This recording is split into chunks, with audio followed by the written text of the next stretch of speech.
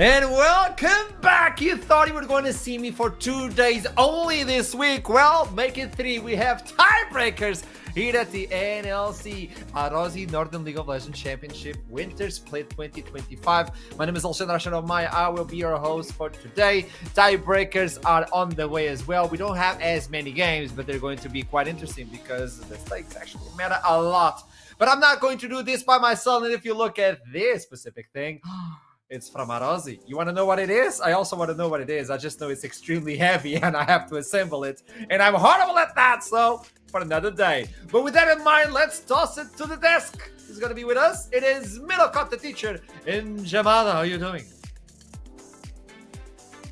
Good. Okay, I was to be here on the desk. I muted. No, I wasn't sure if Middlecott was going to jump in first. He was being a gentleman, giving me the leeway. Look, it's exciting to be on the desk. I haven't been on the desk yet so far, so happy to be here with you, brother. Okay. Before you even open your mouth, Middlecott, on rehearsals, I saw you wearing a tie and a suit. Where's it What gone? happened? What happened? That's fake news. That's fake news. I would never be seen dead in a suit and tie. You know me. It's like the long sleeve shirts or the Hawaiian tops at my smartest. You know were what? so close to greatness. So close. I would have agreed with this, but I've seen you in bandanas for years. Where have they gone? That's the more pressing question, Middlecott. Where have the bandanas gone? For another time, of course. You don't get to answer right now. Who are you? And what have you done with Middlecott? Well, who are the casters? Let's toss it and understand. I don't know if anybody right now, but it's gonna be Foxtrot in here playing. I'm concerned. Welcome, gentlemen. Welcome. Thank you. It's gonna be a banger day, isn't it? Chill. Oh, Try yeah. to be chill. We've got Chaotic him. individual. I know. I've just got Archer waiting. He's on eggshells right now, before I slam him or something. We'll be on our best Remember, behavior, Archer, I promise, okay? No, you're not. Don't even try. We won't. There's no way. We actually don't have that many casts together this season, so we got to make the most of it. Oh, okay, then, yeah, Yep. sorry, no. Yeah. It's Tweedledee and Tweedledum on cast. I apologize to everyone watching for what is about to ensue. Let's toss it to the desk until then. It's gonna be complicated to deal with. Welcome back. How are we doing? Well, obviously we have tiebreaker, and with that in mind, let me look at that. Okay, you're comfortable, Jamada. I'm comfortable. Middle. Where are you sitting though? What is that? What is that? I want What is to be that? comfortable, Jamada? Archer room? I want to be comfortable. Okay, but unfortunately I want don't to? have the facilities to. Yeah. Well, I got something for you then. Join on our giveaway from Arozzi. All you have to do is head on to Twitter, follow NLC, quite simple. Then go on to Instagram. I know you're already scrolling, doom scrolling, so might as well jump on Arozzi official as well on Instagram and follow them. And then like and retweet the post. Because today, by the end of the day, someone will be chosen to take one of these beauties back home.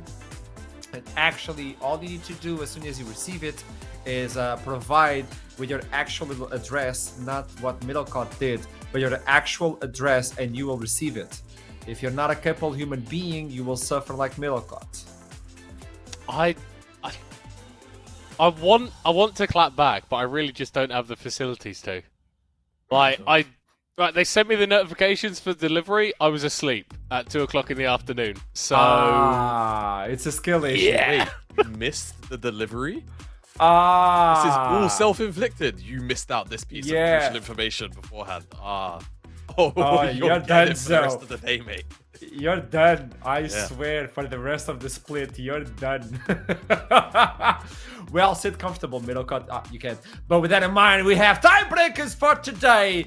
And we don't have a lot of them. It's going to be interesting. And until we can talk about tiebreakers, we need to understand what happened previously.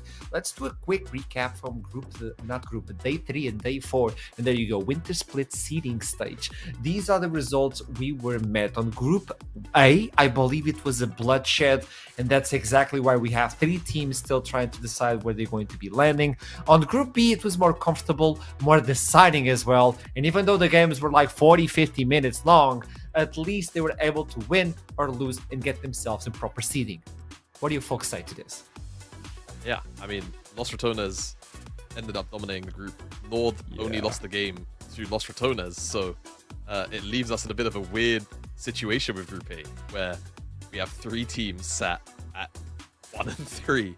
And yeah, we just had a much heavier top side focused group in comparison to Group B, as here's the Group A standings, like I was alluding to. Los Ratones 4-0, Nord 3-1, and they both look mostly infallible, right? Obviously, even the Nord game against Los Ratones, they were winning until basically weren't. Los Ratones shaken maybe a few times at worst, but still ended up coming out on top.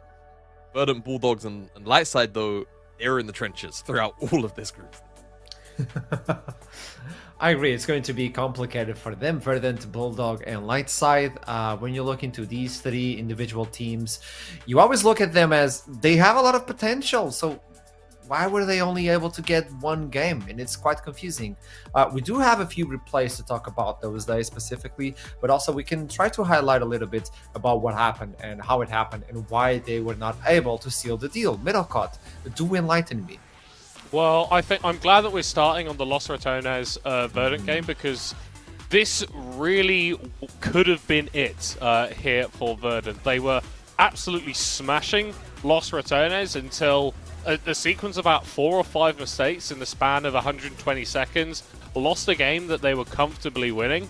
And I think that out of the 3 teams that we've got here in the tiebreakers, Verdant will be feeling the most hard done by. Obviously, with that loss to Lumbus Lightside, then narrowly losing to Los Ratones, I feel like they are the team that has potentially shown the most, but ultimately they weren't able to get the wins. 1 and 3 in the standings. That's why they find themselves here. Yeah, and I actually kind of think maybe to expectations, potentially the biggest underperformers out of all of the rosters that we have here at the minute, right? People saw this Verdant lineup announced and thought, well, like gameplay-wise, they're gonna be contesting, probably at the very least top 4. But the struggle that they've had throughout this group stage has been kind of, I really feel like I don't want to say unprecedented as if this lineup has been here forever. But people looked at the Lightside roster and thought, yeah, they'll probably run over the Lightside roster. It didn't really happen. You look at the Nord lineup and say, look, Nord are really good, but at the very least you'd expect this lineup of, of in previous NLC splits gone by, a roster that would probably do pretty damn well and maybe even squeak into an EMEA Masters, hasn't really done that, right? So definitely need to see a big step up from them today, because yeah, as things stand, it would kind of suck for them to, worst case scenario, end up being in that 4th spot and having to play out against, a rich gang that's looked pretty damn good over in Group B. Venom Crest, we get this one. I believe it was the last game we got to see on groups yesterday. The rematch between Ruddy and Venom Crest. I do believe this was quite entertaining. Although at the end we got to see Ruddy just dominating, but throughout the game itself, Venom Crest with rookies stepping up. And I remember when I was talking with Yankos about it, and he was saying, well, we're not that good, so we gotta step it up. I mean, he was honest.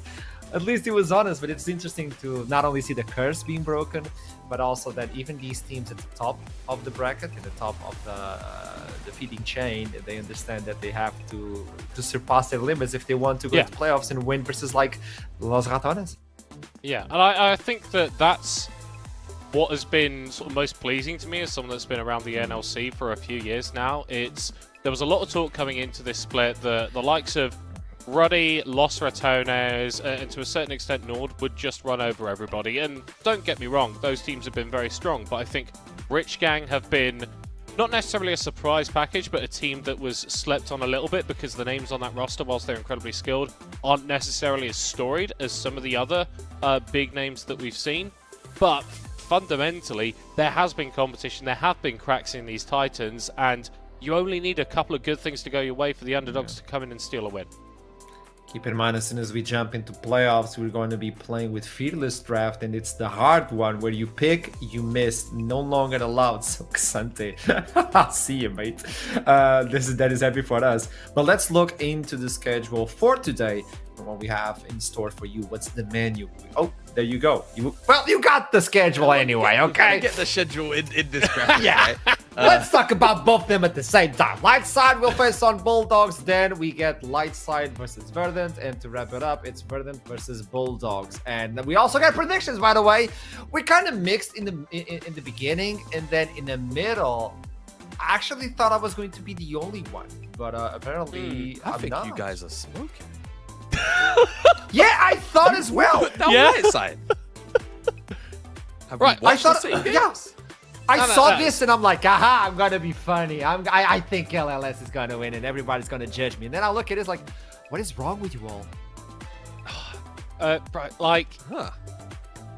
I look at this matchup between Lightside and Verdant, and I'm feeling like Verdant are coming in, they're trying to be Pep Guardiola, but Lightside are like Carlo Ancelotti, just with the power of friendship.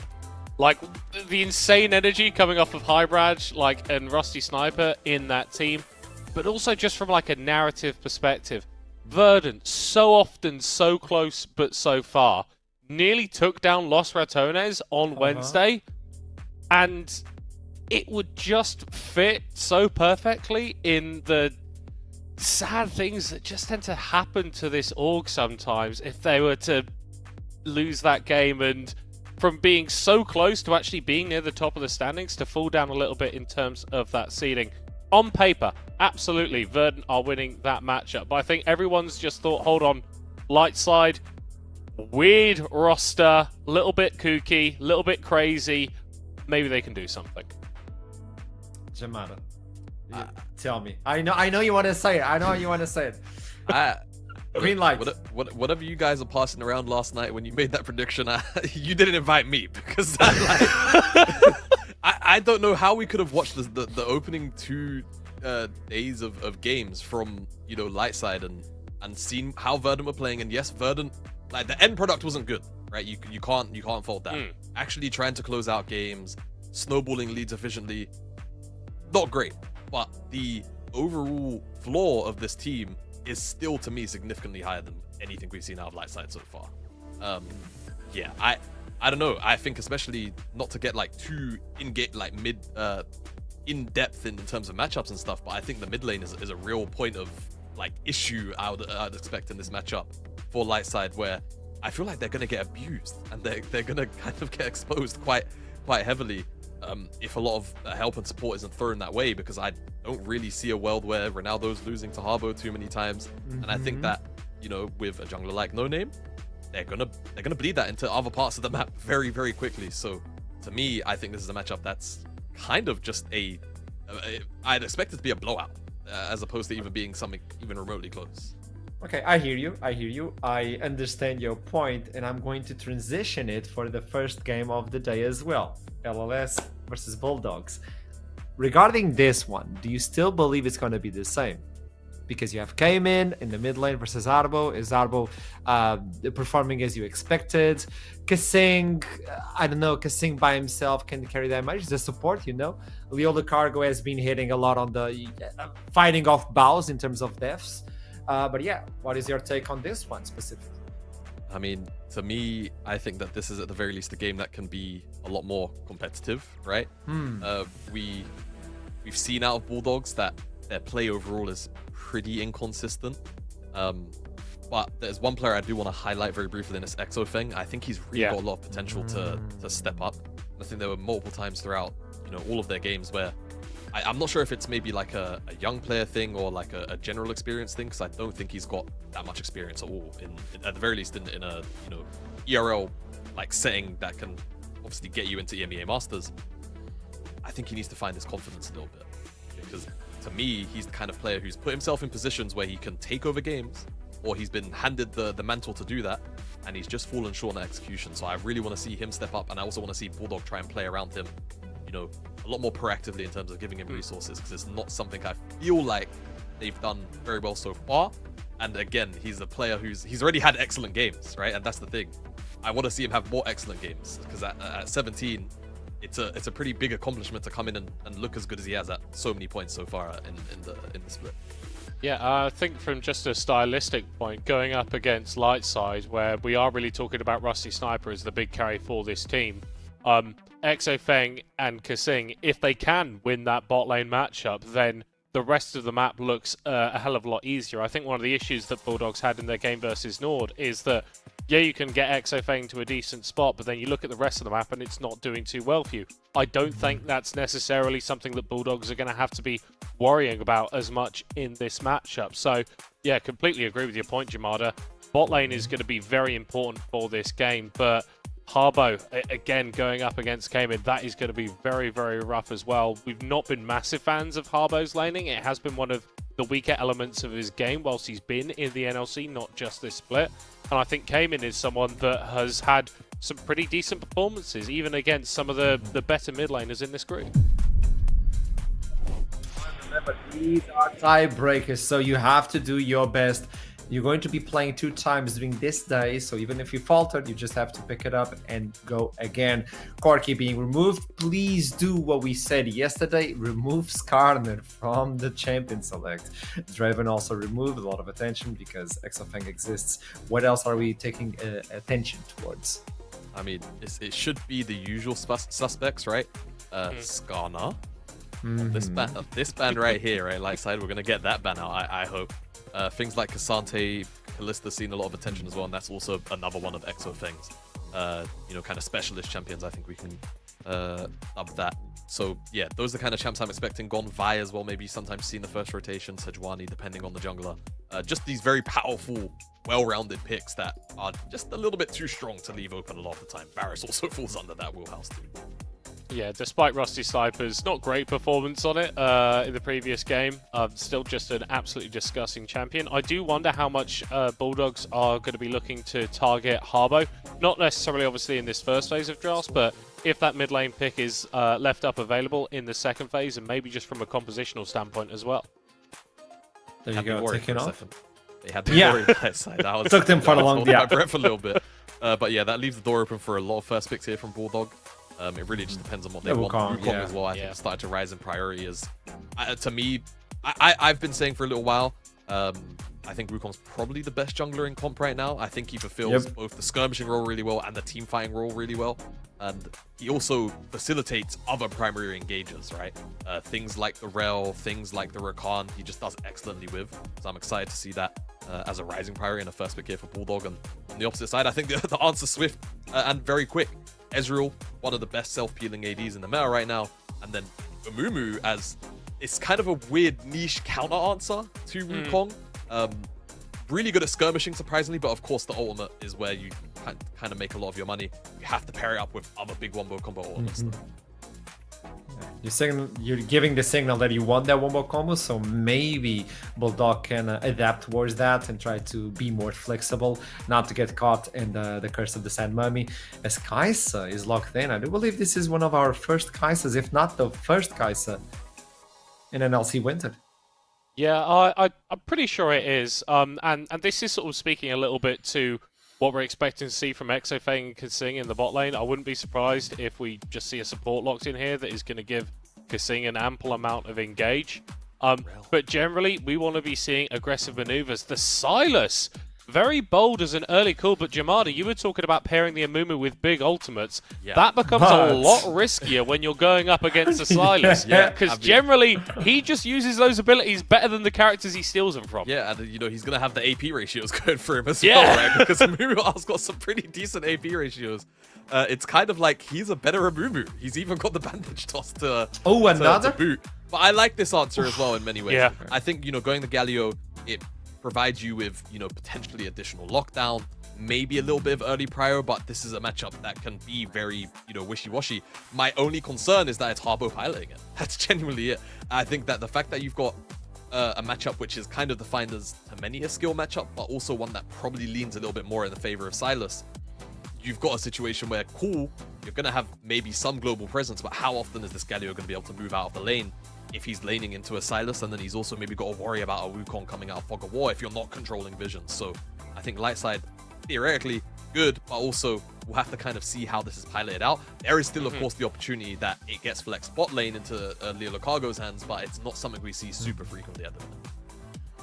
Yeah, and I think that those potentially losing lanes could be really bad news for Highbridge, because whilst Amumu is great when he's going forward and ganking, like, his clear, really not all that good, especially in the early levels, so that's something that can be punished if you've got a strong mid-jungle skirmishing duo, like, I don't know, a Silas and a Wukong. Like, that sounds like it'd be pretty able to get up and in his face. Bans in the second phase, though, bit of a focus towards the top side, with bot lanes, mid lanes already being looked at. One final ban, top lane, yeah, they're going to keep pinching on the top side. They know what they want to play. Renekton is out, and Bessa got to see the light of day yesterday a lot. We got the Electrocute, the Grasp of the Undying, a few different play styles as well. What are you going to do for Bulldogs as the last ban? Maybe go for a Winter as well. Taking his Renekton, Cassante is available if you want to bring that in, and that's another big front line. Yeah, Cassante is available. I feel like for light side, though, it shouldn't be a high priority. I wanted to call out the Jax because I think Jace not only is it a good matchup there into the Jax, but so is Ambessa and Winter. We've seen him pull out the Jax already, so it seemed like a bit of a telegraphed attempt there to try and get that Jax slammed in. If it wasn't going to be now, then at R5. So I'm kind of curious now where light side are going to want to go for that top lane pick, but I think now it's about revealing either your support or your mid lane, right? Yeah. Kind of dropping this Galio flex. You're going support Rel. Yeah, Makes going sense. support Rel, it's just the best support on the patch. It does leave me kind of a bit concerned for the damage profile and the overall damage ceiling of this composition. And now it really speaks to me that Winter, you know, if you go more of a bruiser or a tank, a lot is going to be left on the shoulders of Rusty Sniper, and just hoping that your wombo combos are big and they're hitting onto the carries in the backline of Bulldog pretty consistently. Yeah, I mean, this is pretty much exactly what happened with Lungvis Light Size Draft versus Nord, where you had Rusty Sniper on the Poke Varus, you had Highbridge on the Viego, and Rusty fell behind, and it just never felt like they could compete in the fight. So, yeah, hopefully a bit of damage coming out from Winter. The response with the Rakan here for Bulldogs, not really all that surprising. Gives you a bit of that CC to pair up with the guys, and just generally a pretty good skirmishing support, which fits into the identity that you're building with your team.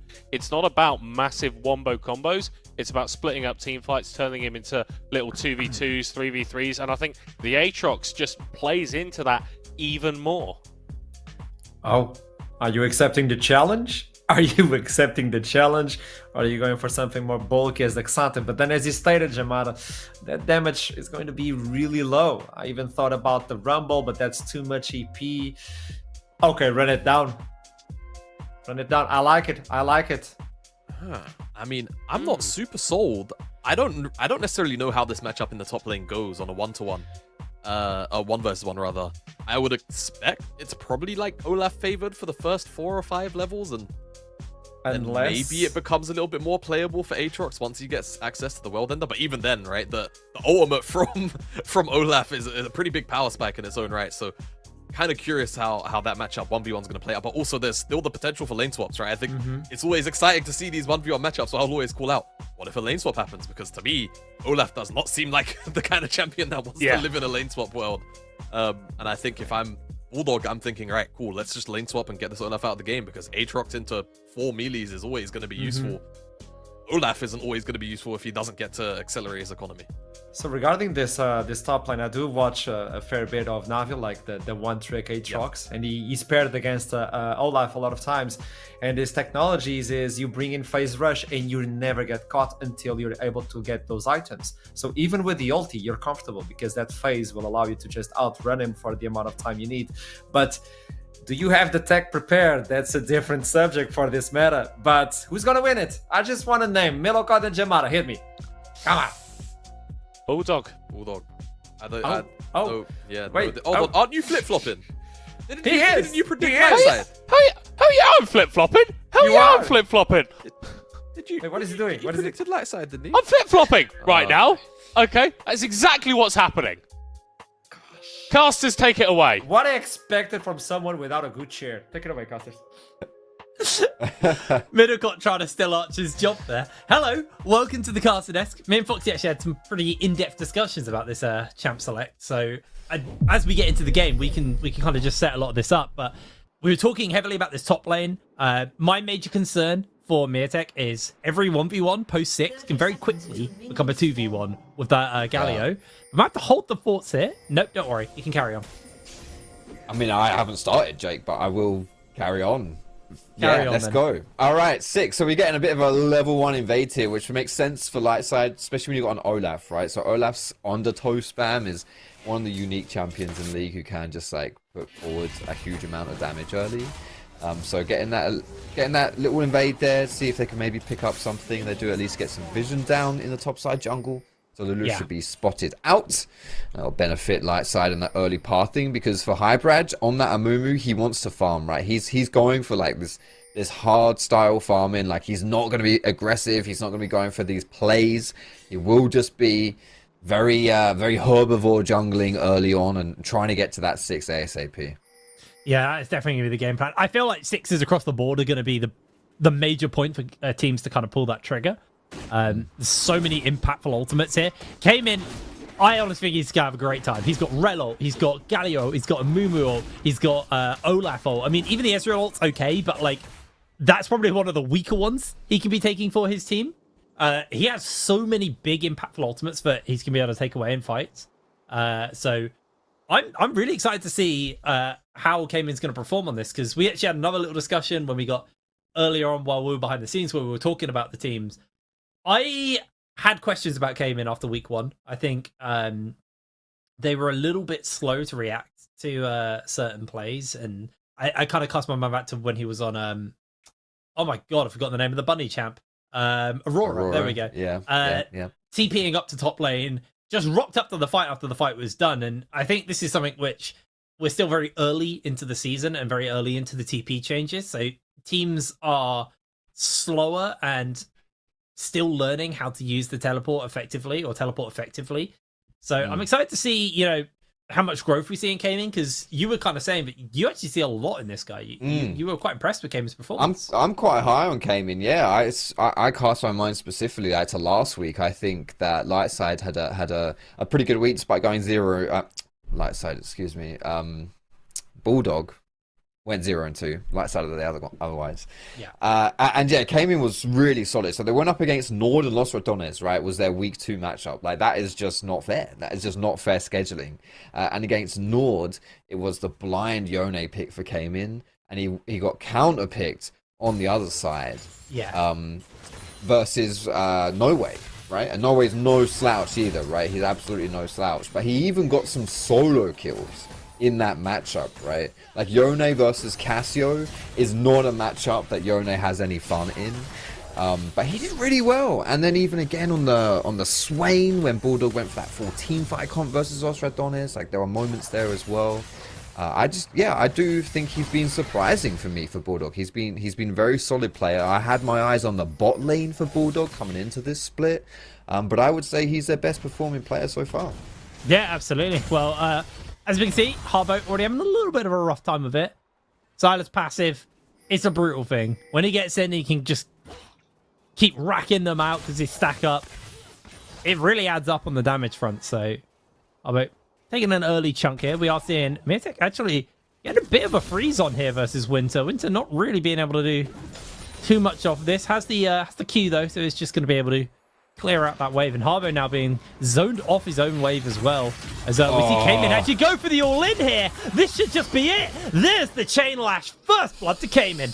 That is tragic for Lightside. Harbo loses his flash and Cayman doesn't have to blow a single summoner either. Really threading the needle Cayman on those chains as well. Take a look at this engage right here. So he goes through the minion wave that's coming. So I don't think Harbo was expecting this. Like, he gets that trade back, but with Conqueror stacking, the level up coming through as well. Harbo is not expecting it, and here it comes, right? That is just sexy. It is sexy, and when that flash is down, Kamin just knows. He's confident he doesn't have to flash follow as well. Yeah. That is a poor start for Lightside, and this Silas, who already has some good ults to steal and be a terror in those team fights, is accelerated with first blood. Yeah, he really is. But we are seeing Highbrush make his way over. I don't think he can see them. No, so he hasn't been spotted as he snuck into that bush. Here, Cargo may look to just jump forward, goes for the lockdown onto Kasing. They saw him there, and Bulldog effortlessly able to sidestep away and evade getting caught out by that gank. Having a quick look at where junglers are on the other side. Lulis, fresh off a reset, is just heading up towards his bot side and probably just going to go for a bit of a full clear. We do have an early dragon up, which, you know, we do see more and more junglers prioritize with the whole feat of strength changes. We could potentially see that one, but I don't think Lulis's lanes are in a particularly good position for him to go for that off the bat. So it may just be a clear up towards Grubs and fight for Grubs. Yep. Exactly, and what's important to note here is because Highbridge went for that bot gank, he lost a little bit of tempo on the map. So whereas Lulish was almost at his Krug camp, Highbridge was just leaving spawn. So it's not a huge amount of time difference because Amumu clears ridiculously fast, especially at this top side where it's AoE camps, which Amumu thrives in. But Lulish overall, when it comes to that full clear, will have the advantage. And something which I don't think we talked about on air, at least, but we were talking backstage a little bit. The downside of this Olaf picking the top side, who is a mega scrappy champion, wants to be getting dirty, getting involved. Like, the 2v2 is just not there with Amumu. Harbo getting jumped onto. I don't think he's under any real threat right now. He's just going to get sent packing. Just to kind of finalize on your point as well. Early Amumu, because people go Leandris first, you're a lot squishier off the bat. So more likely and more susceptible to be getting chunked out in these fights where, you know, once you got that Sunfire Cape and you're a bit tankier, those top lane fights definitely are a little bit more comfortable. But Winter, once that 6 comes in, he's just going to be able to ignore Hyperage and go for it. And it looks like both junglers are in the area. Lulish will be spotted out here. I believe he was seen on that ward as Hyperage in the area just in case. But it's all about these grubs. That's what the teams are playing for. Miatek and Winter both have 6, and Miatek's just trying to catch this wave. Leola Cargo has come up. We haven't seen Kasing match either, so Miatek may just have to play a bit of evasion games right now. We are seeing potentially a big chunk onto Harbo coming out from Kamin, so with that 6, he can join up into a fight on Grubs if it is to break out. I think that maybe just be where the game plan is get pressure mid and then move Kamin over. Just too slow though, Bulldog, and this is really surprising for me because they don't lose this. This works out well for them as a team, right? Before Mumu hits level 6, this is a good fight for Bulldog, and now they're finally going to commit to it. There's one grub left. Yeah, able to get the smite down. Arbridge didn't have his one. Honestly, it kind of falls on the fact that Kasing didn't roam and Leo Lucago did. Yeah. That was what scared Bulldog off enough. And ultimately, this favors Rusty Sniper because they had to rotate their entire bot lane over to try and make sure that they had some level of a contest coming in. And Rusty's able to crash a wave, reset, while Bulldog, their mid lane is now currently just dealing with the state of mid lane. And then they're going to have to move back down to bot off the back of that. I say that, it looks like Kamin's actually moving bot side instead. So maybe just have a little bit of a lane swap coming out from our laners here for a second. And overall, that play worked out in favor for Lightside, especially if Highbadge was able to get that smite on the last grub. He wasn't, so it does make it a little bit even because, you know, that in order to get the feat of strength for objectives for grubs, you need to take 3 grubs, right? So that's not ticking away just yet for either squad. But exactly as you pointed out, Rusty Sniper stayed bot side. He was able to just free farm down there, whereas Exafeng and Kasing both moved up to the mid lane. I would like to see this team so far here for Bulldog to be a little bit more confident in their movements to go towards these objectives. Kamin having that curse of the sad mummy probably signals to me that Bulldog are going to try their hand at this dragon. They know they've got that big team fight advantage. Highbridge does have their own ultimate available as well, but I think it's incredibly hard to push in. He's actually going to blow the ult because it was about to time out on the dragon just for a little bit of extra burst.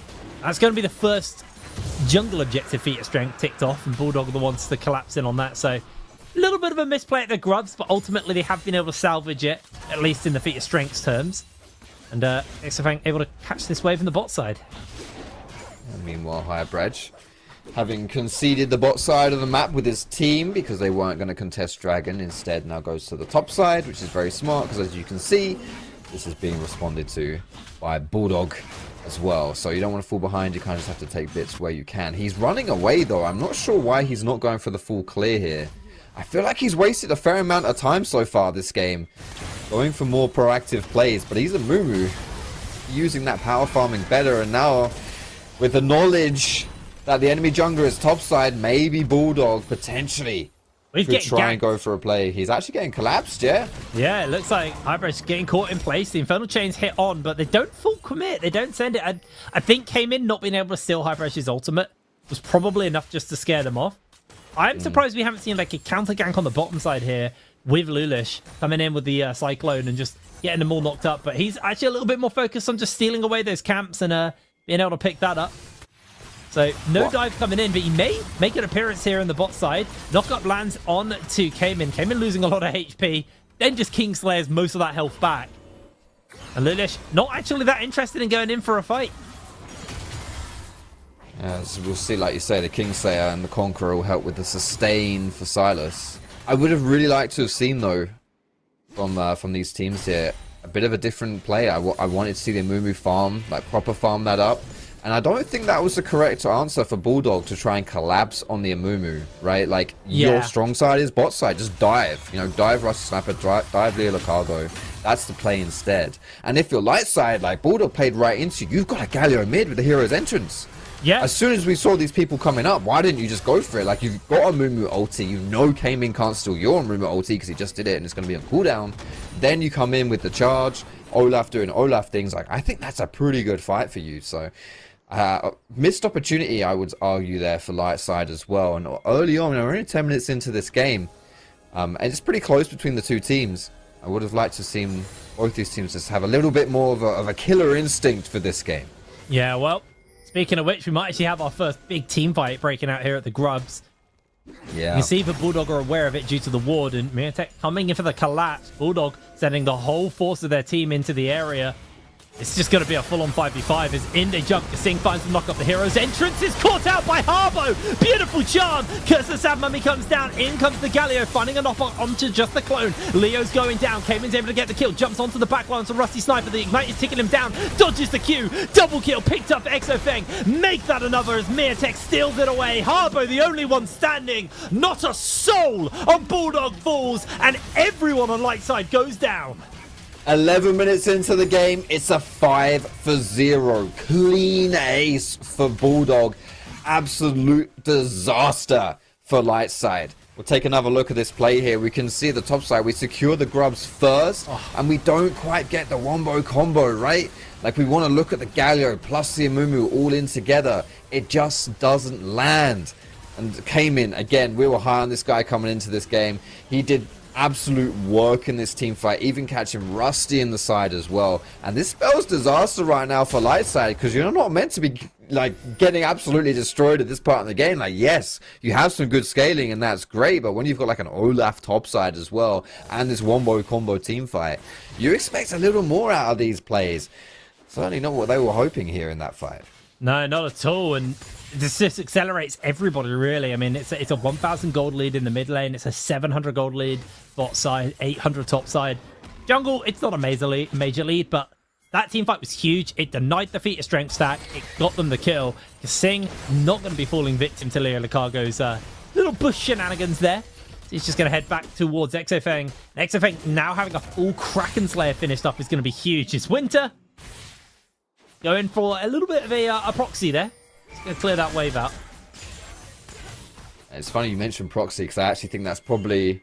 I mean, I don't think we're at the point just yet in the game where we're talking desperation tactics, but as this game goes on and the Olaf tries to find his identity in the game to be useful, I think just shoving waves out is where it's at, right? Going into side lanes, shoving waves, and then just creating pressure and trying to, like, just go crazy in like a 2v1 situation, try and bring someone down, but almost kind of like what you see Baus do in Los Rodones, right? Like, draw their attention to him and then open up the rest of the map for his team. Apart from that, we're scaling, boys. That's the name of the game right here. Ezra wants some items, So does Harbour, but here we go. Here's the engage. Magnet Storm does hit onto XFX. XFX immediately cleanses. Massive knockup from Kasing. There's going to be Cayman, though. He's got that Curse of the Sad Mummy looking for an opening. The Cyclone has broken out. Health bars to the side of Light Side are dropping unbelievably low. Harbour being chased by Lulish. Finding the knockup onto Winter. XFX flags the wall to safety. 4 members down. 3 members down. Nope, that's 4. There's the Dragon. Mass is bad for Jake.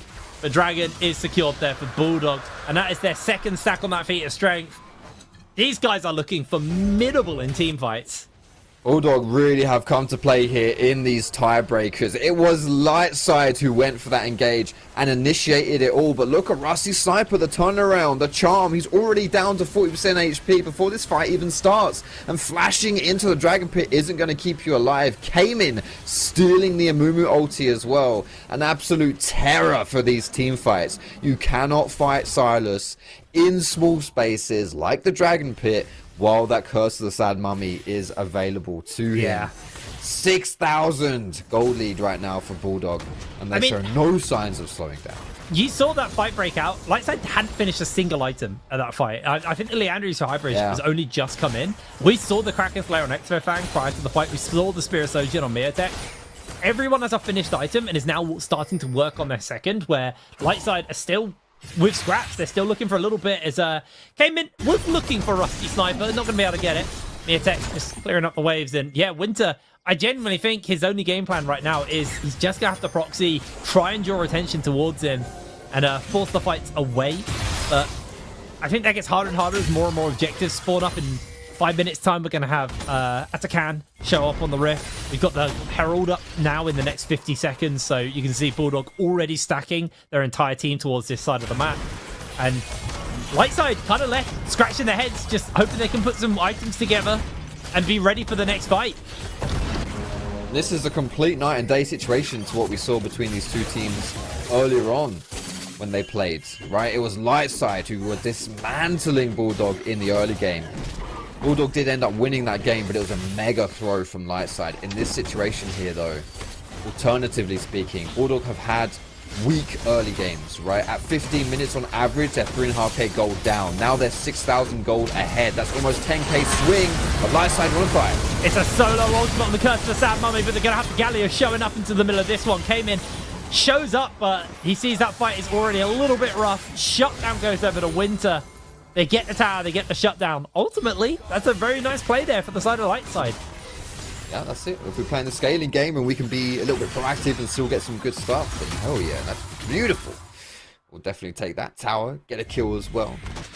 So now that's Rusty Sniper able to get something. Should be going towards that Triforce, and the Manamune coming in next.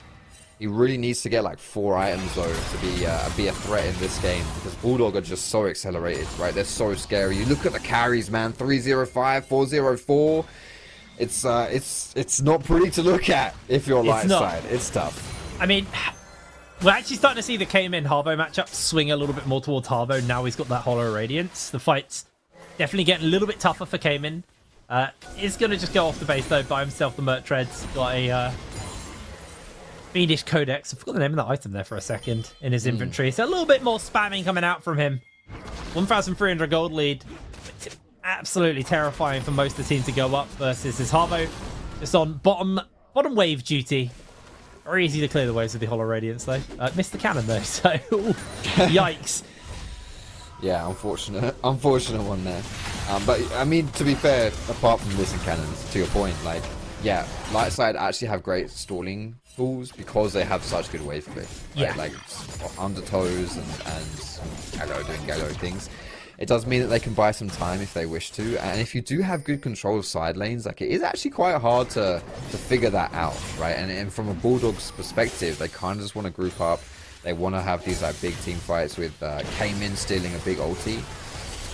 And it has worked out for them in certain situations, because Sing now are falling particularly low, but they should just be able to pick up this Herald here, Bulldog, and walk away. Keep our eyes on the Dragon spawning next, 50 seconds. Because we've seen both these teams, they just always fight. None of these teams want to concede anything on the map, and I think that works in Lightside's favor. Lulish just pops the clone, runs away. Like you said, Dragon spawning up, so expecting that to be where the next kind of point of contest is, but XFN with a Gwynzeus and a Kraken Slayer versus just the Triforce on Rusty Sniper. That is going to be a very, very hard to kill Kaiser. I believe the flash will be up in time as well for that dragon. The cleanse is up. Yeah, 9 seconds till flash, so that's going to be up.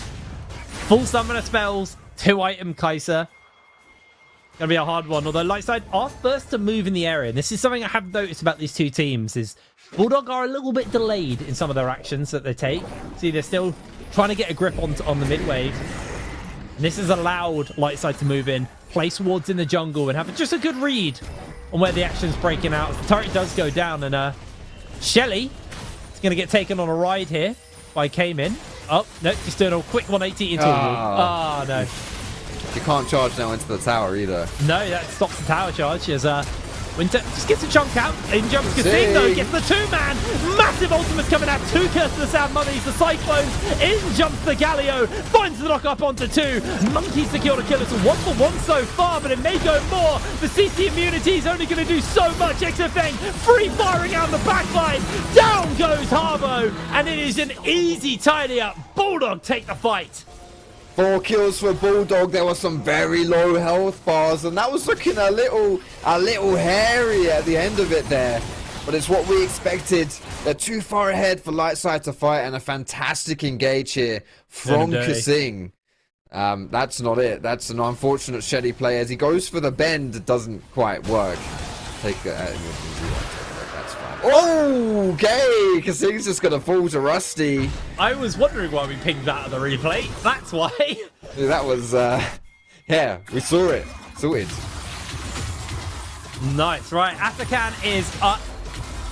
Bulldog currently trying to get some level of grip hold on it, but with resets coming in, people spending money, XFang upgrades his boots.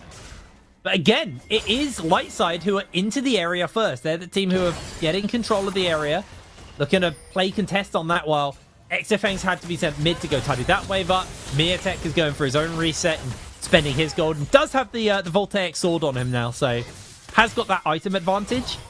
But Bulldog, they're looking for Rusty. Rusty going to take a W, goes to the E. XFang's not going to follow, but the ultimate wasn't up. That's probably why. But in jumps came in, catches him, forces the flash out of Rusty. Leo Cargo is going to try and make his way over. Massive chunk onto Rusty. Flash burn as Atakan is up on the map. Scary stuff.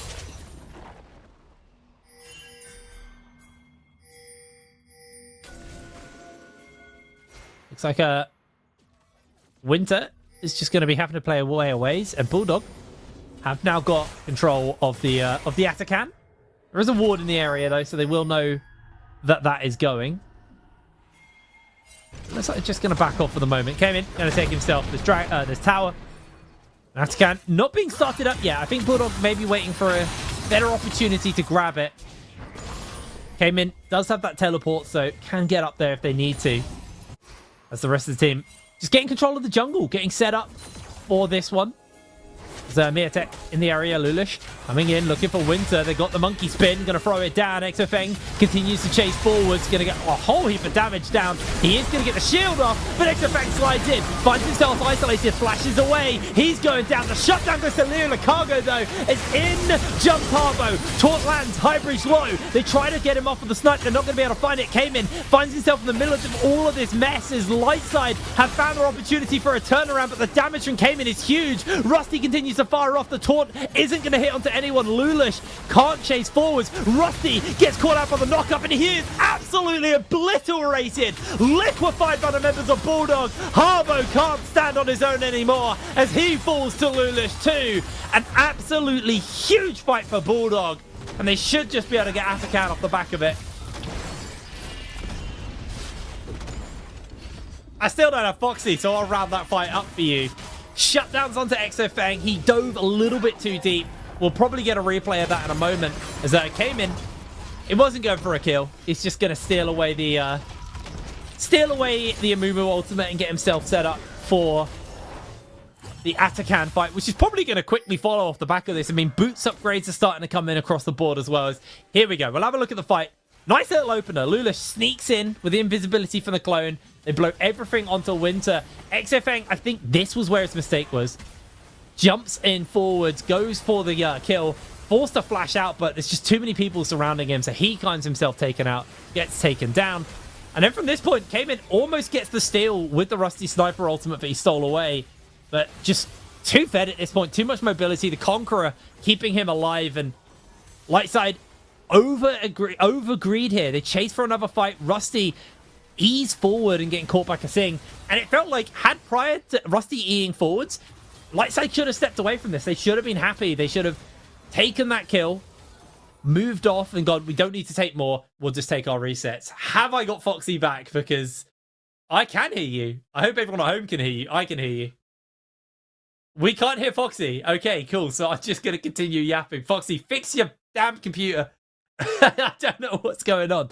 Yeah, I think, so far from this game, while I wait for Foxy to fix himself, we've seen, Bulldog, I think their team fighting has just been way cleaner on the side of Lightside. Lightside, they've been definitely better on getting to a major point of contest early, so they've been able to move over towards the Dragons, the Atacans, the Grubs. They've been able to make that first move first, but just the team fighting prowess of Bulldog, I mean, their team has that really good team fight as well with kind of multiple damage threats, where on the side of... Does that work? I hope so. I really hope so. Yeah. Oh, there we go. Hello, Foxy. Now you can start talking. I can shut up finally. Yeah. Sorry about that, Jake. Well done. You had to earn your paycheck today. Yeah, got work for it. Right. Let's summarize what we've seen in the previous 5 minutes since we've been gone. Right. Save your breath from you yapping away. That last fight specifically, right? So Atakan is always going to be a big deal right now in season a million, whatever we're in now, season 15, Noxus season. It seems like you play for the early advantage, and then when you get the early advantage and you can play into Atakan, you can secure that with the GA effect. You just use that to win the game. And that's kind of where we're at right now in the game, right? And so Bulldog with that fight on the top side, this fight right here is actually pretty good for Lightside, right? You get that kill onto Exafeng. It's a 2-for-1 at the end of the day. Totally worth it if you're Lightside when you're actually this far behind as well. Like, absolutely worth it. But unfortunately, Lightside keep chasing the fight. They get greedy. They want more. And you've got to keep your eyes on Rusty Sniper because he's the one that gets caught out right here. And as soon as he dies, it is all over for Lightside. That arcane shift forward is just a little bit questionable from Rusty Sniper. Not great. And as such, he falls down and the rest of the team does as well. So it's just, this is it. Like, you had a positive fight in that situation, but it just didn't work out in the end because you got a little bit too greedy. Yeah, it was that step forward, pressing the E. Didn't need to happen. They could have probably played that a lot more chill, but they didn't. And Rusty Sniper kind of cost his team pretty heavily there because Harbo also then tried to get him out and tried to make a turnaround play, and unfortunately wasn't able to do so. So it was a bit rough. Now we do have a quick pause due to a voice con issue, so we should be back in the game fairly soon. No one's power died there. That voice con issue might have been Rusty. Actually, he might have just lost voice and jumped straight into the fight. There's a world where that's what happened there. But yeah, I think you're seeing clear strengths and weaknesses from both teams. I think Bulldog right now showing us they're a pretty decent team fighting team, but their rotations around the map and their kind of play for macro is maybe a little bit questionable right now, and some will get exploited by other teams. Or vice versa, you're seeing Lightside, they are maybe a little bit too greedy in some areas, but they are good at getting set up on the map. They get the wards down. They do their due diligence leading up to the fight. It just kind of crumbles once the fight starts out, and I think that kind of snowballs off that first fight just going so horrifically wrong. Like a full ace very early in the game cost them so heavily, but now they're on a massive back foot. To say it's over would be a complete lie, though. I mean, the Wombo combo, the CC options available to Lightside are there. You've got the Amumu, you've got the Rel, you've got the Galio. It's my issue is just where's the damage? Like, you got Rusty Sniper, who's obviously single target focused. You've got an Olaf who can be a menace on the backline, but Olaf's great into things like Ashe and Varus, the champs who are very immobile. You jump onto that Kai'Sa, she's just going to zip to the other side of the fight away from you and join her team with a dive. Yeah, although you could get the Kaiser to zip into the middle of your team under a turret and then die. So that could happen too. I actually think that it's been a tough. These team fights have just been a lot of misplayed situations. I'll say that right now. That's kind of what we're experiencing. But this game will come down to who can team fight better. It will do, but unfortunately we have a little bit of an extended pause on the back of this one, so we're going to throw ourselves to a quick break, and we'll be back with this game as soon as possible, so we'll see you in a moment.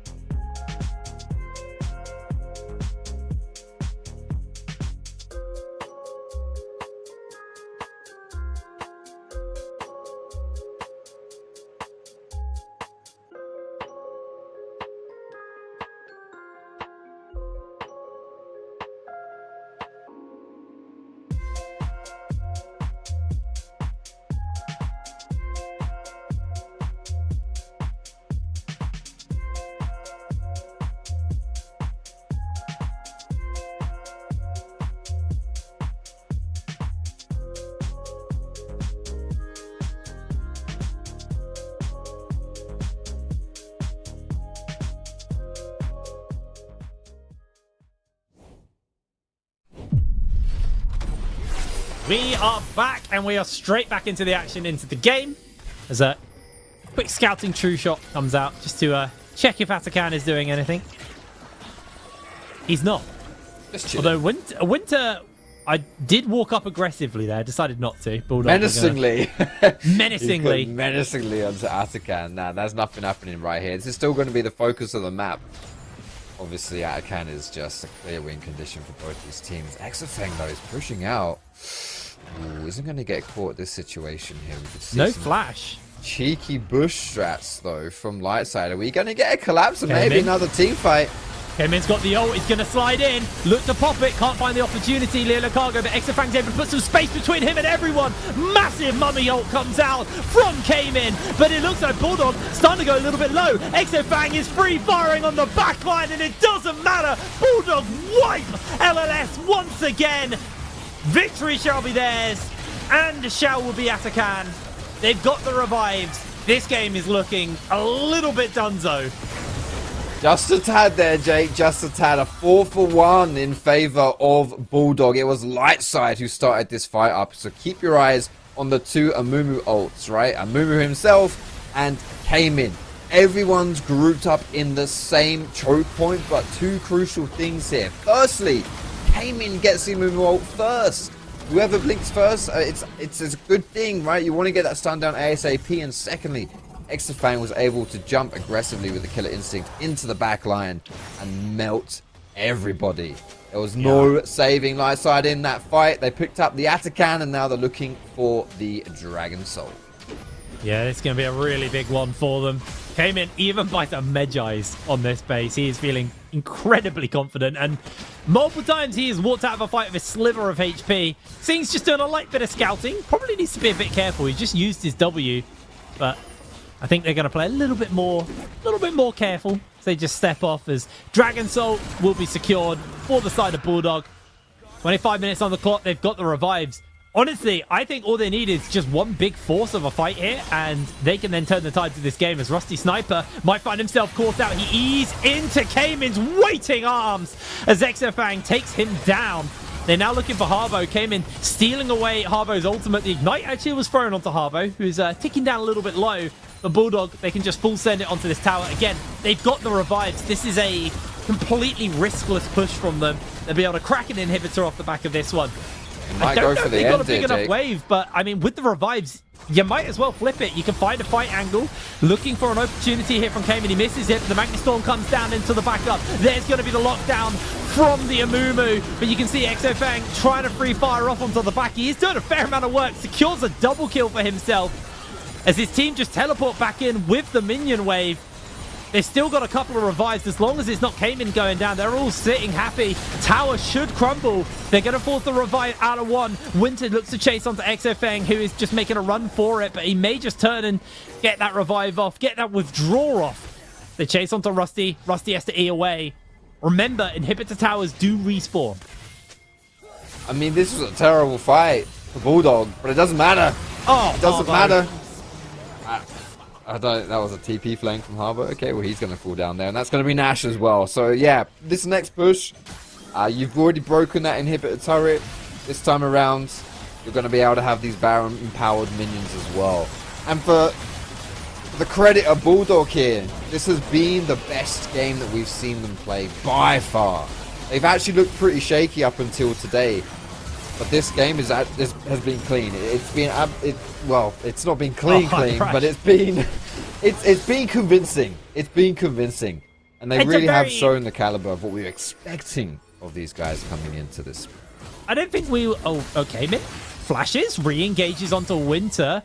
Does have that Kingslayer, uses it on the minions to break away. Winter's ultimate times out, misses the undertow, is able to walk away. But yeah, just quickly wrapping back to your point, away from the action, I don't think we're expecting a clean game from any of our teams today. They are 1-3 in their group. They haven't been overly performing, but to see a strong showing like this is a really good sign for Bulldog going into the playoff section of the tournament. They're starting to look a little bit more cohesive. Their team fighting is incredibly clean, and they're just playing their comp really, really well. Harbo goes down for a 6th time this game, followed by the tower, followed by his Nexus. Rusty throwing out a true shot, but it's not going to matter. 29 kills in a 28-minute game for Bulldog.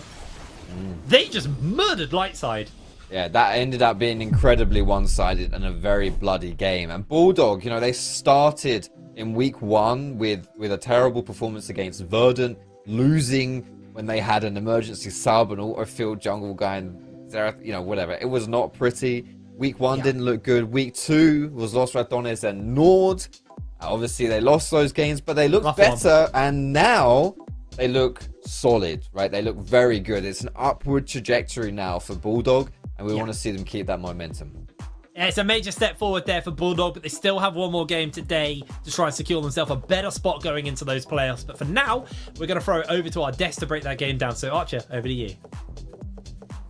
Thank you so much. A lot more comfortable for Bulldogs. Meanwhile, on the other side, a lot of concerns for Light side. What happened? We need to understand. It was a massive one. I don't know. Should we start focusing on the mid lane? I think we should. I think that's a big one. You know what? I'll kick it off.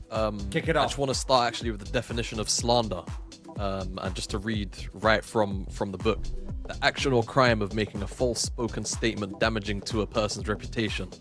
The crux of that statement there being false. I don't know if we have the replays ready yet, so I'm not going to call for them from production just on the off chance they're not ready yet. But we all saw what happened at level 3. And then we all saw what happened. Oh, okay. There you go. You got it. I love production. I didn't call this out for no reason. I didn't call this out for no reason, right? This is a matchup that's not necessarily super easy to pilot, and I think especially on the Galio end, if you lose HP like this really early on and you don't take your time and you try and step up disrespectfully, you're gonna get executed like this. And yes, it's a little bit unfortunate on Harbo's end. The minion doesn't quite stand in front of him, but getting solo killed at level 3 in the Galio Silas matchup is not where you need to be, and it just sets a really bad precedent for the rest of the map, because when you play Galio, you play a map-centric game, like a wide early map-centric game, because you need him to be basically first to the move always with the ultimate. And we didn't really get to see that, and I think that was kind of the worst possible kind of omen that you could see if you're a light side fan kicking that game off. Middle cut. Anything to add? Because obviously that's a big point in the mid line. The rest of the map also fell short during the map. I know Silas provided so much, but it's the entire map, and is one of the believers on the predictions, at least before you flipped. Yeah. Well, I may have flipped, but Lightside flopped. I think that we can talk about the mid lane matchup being a massive issue, and I think it really was. But I think the team fight execution, the differential between these two teams was also pretty gargantuan. The first big team fight that we ended up seeing in that game, if production's got the replay ready, was just a complete wipe in favor of Bulldogs. And we were looking at this fight, we've got an item on the Kai'Sa, we've got an item on the Silas versus components on their opposite numbers, so Lightside are already going into this fight at a disadvantage, but then there is just a complete lack of cohesion, a complete lack of communication in terms of focusing their correct targets, and as soon as the fight gets broken up into these messy skirmish-based scenarios, Bulldogs are just going to win it every single time. Cayman survived that team fight on slithers of HP, which just became a trend throughout the entire game. And I think for a lot of people watching that game, you watch that first fight and you go, it's pretty much GG. How do you come back from that? Yeah, and I think on top of that, just to very quickly add to the point, I don't think the draft helped either. Not that the draft was inherently bad, though I think you make a very easy argument for it being bad. More to the point of, like, I think the obvious drawbacks of running those champions against what you already saw on the opposite end on Bulldog, you were kind of asking for that kind of situation to just occur, where there's just one big threat on the side of Bulldog, or in this case, like 3, constantly, every single fight, right? And I just don't feel like Lightside set themselves up for success to even really do well in the team fights, even if the execution was there, and on top of all of that, it wasn't. I agree. Also, I wanted to highlight Miatek on the top side, and we were talking about that Aatrox versus Olaf could be concerning. I think he was able to pilot that comfortably. There was nothing happening on the line, and as soon as you get into the team fights, Aatrox is Aatrox, and the bigger the group, the better for him, as he sustains himself with Omnivamp. But the bot lane as well, you highlighted Exofang. I think in team fights, we were so focused on Sylas and on Aatrox and the way that Kasing was behaving. We didn't get a lot of attention towards Exofang, but I think he was just outstanding on this match as well. I think every member of Bulldogs just performed to the maximum today, which makes me wonder what happened previously for them to be 1-3. It's They hard to weren't say. playing against Lightside. It's hard to say, right? I think at the end of the day, teams can have off days and on days. This is definitely a much more on day for Bulldog, clearly. Not only was their draft cohesive, their team fight, you know, the target calling was significantly better, right? And this is another really solid example of that. Despite the fight almost starting off really poorly with Exofeng getting caught out, fences the initial engage, ice it out, and he knows his target. His target for him is just Rusty Sniper. The rest of the team is doing their job, playing the front to back, playing who's in front of him, and then coming to back up Exofeng once the fight's cleaned up, right? So good. It was just generally really well executed throughout this game from Bulldog in terms of that team fighting aspect of their game. I don't really have much more to say. I think that when it came to positioning, when it came to always being ready to react to plays from Lightside, they were there. I agree. And the graphic itself shows the way that not only EXO but also Miatek behaved. Even with Olaf trying to bring in the damage up, it's not the same.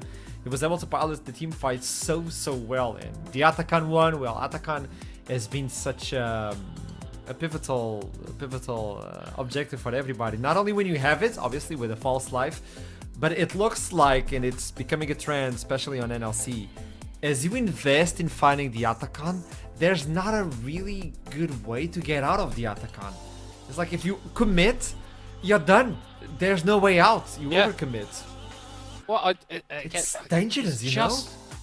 The nice thing about old Chemtextile, okay? The nice thing about old That was a nice- Chemtextile. Careful! Okay, You're treading on you thin ice! needed to put a little bit of time into actually getting it. You needed to stack those dragons up in order to secure this really disgusting buff. But with Atakan, I feel like the barrier for entry is just way too low.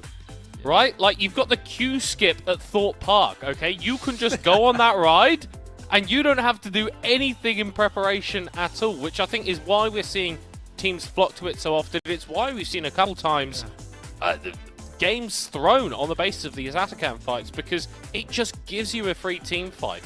And I think beyond that, it's just the fact that you don't even die, it's the fact that you immediately back out on the map. And then you can just reassert yourself. It is such a massive point of pressure if you gain it for yourselves. It's why we see all these fights around the objective. And I mean, if you're already winning, having a free team fight, it just makes you snowball even faster. And the 100 gold, when you have like big shutdowns and you kill the ones that you want that shutdown, and you're like, oh, you got 100 gold. Cool, I can buy 2 pots. But yesterday I was met with someone that was trying to, it's a reality, trying to defend the Atakan, saying, well, at least you can only get 1 revive. The dragon was one revive. See, okay, Jamada. Revive. See, you know. You're having a laugh. The application, like at the high end, the bigger problem to me, all of the other design flaws with Atakan aside, is that the actual applications of how you can abuse having the Atakan buff are too varied and simply also too powerful. How many times have we seen an already winning team get the revive and then basically just suicide bomb into the base because they know they can just play, they can play for an inhib and lose the fight, and as long as they get the inhib, they keep all the tempo. It doesn't matter. Like, it does not matter at all for the already winning team whether or not they die in that exchange, as long as they get the objective, because they're gonna be back out on the map, and they'll be back out on the map faster than the other team can recover. I don't know. I just think I think it's even worse. So I think, yeah, theoretically, this buff, I will be surprised if it makes it to the end of the year in its current state. Yeah. Genuinely, The worst part I would be surprised if it makes it to June in its current state, right? If when they you don't kill change someone, this, oh yeah, when you kill someone and they wink at you and say, "Be right back," because I have people. yeah. And that's what we're gonna do. Be right back because we have a pause before we jump into the next game. I'll see you soon. Don't go anywhere. We'll be right back. Withdraw.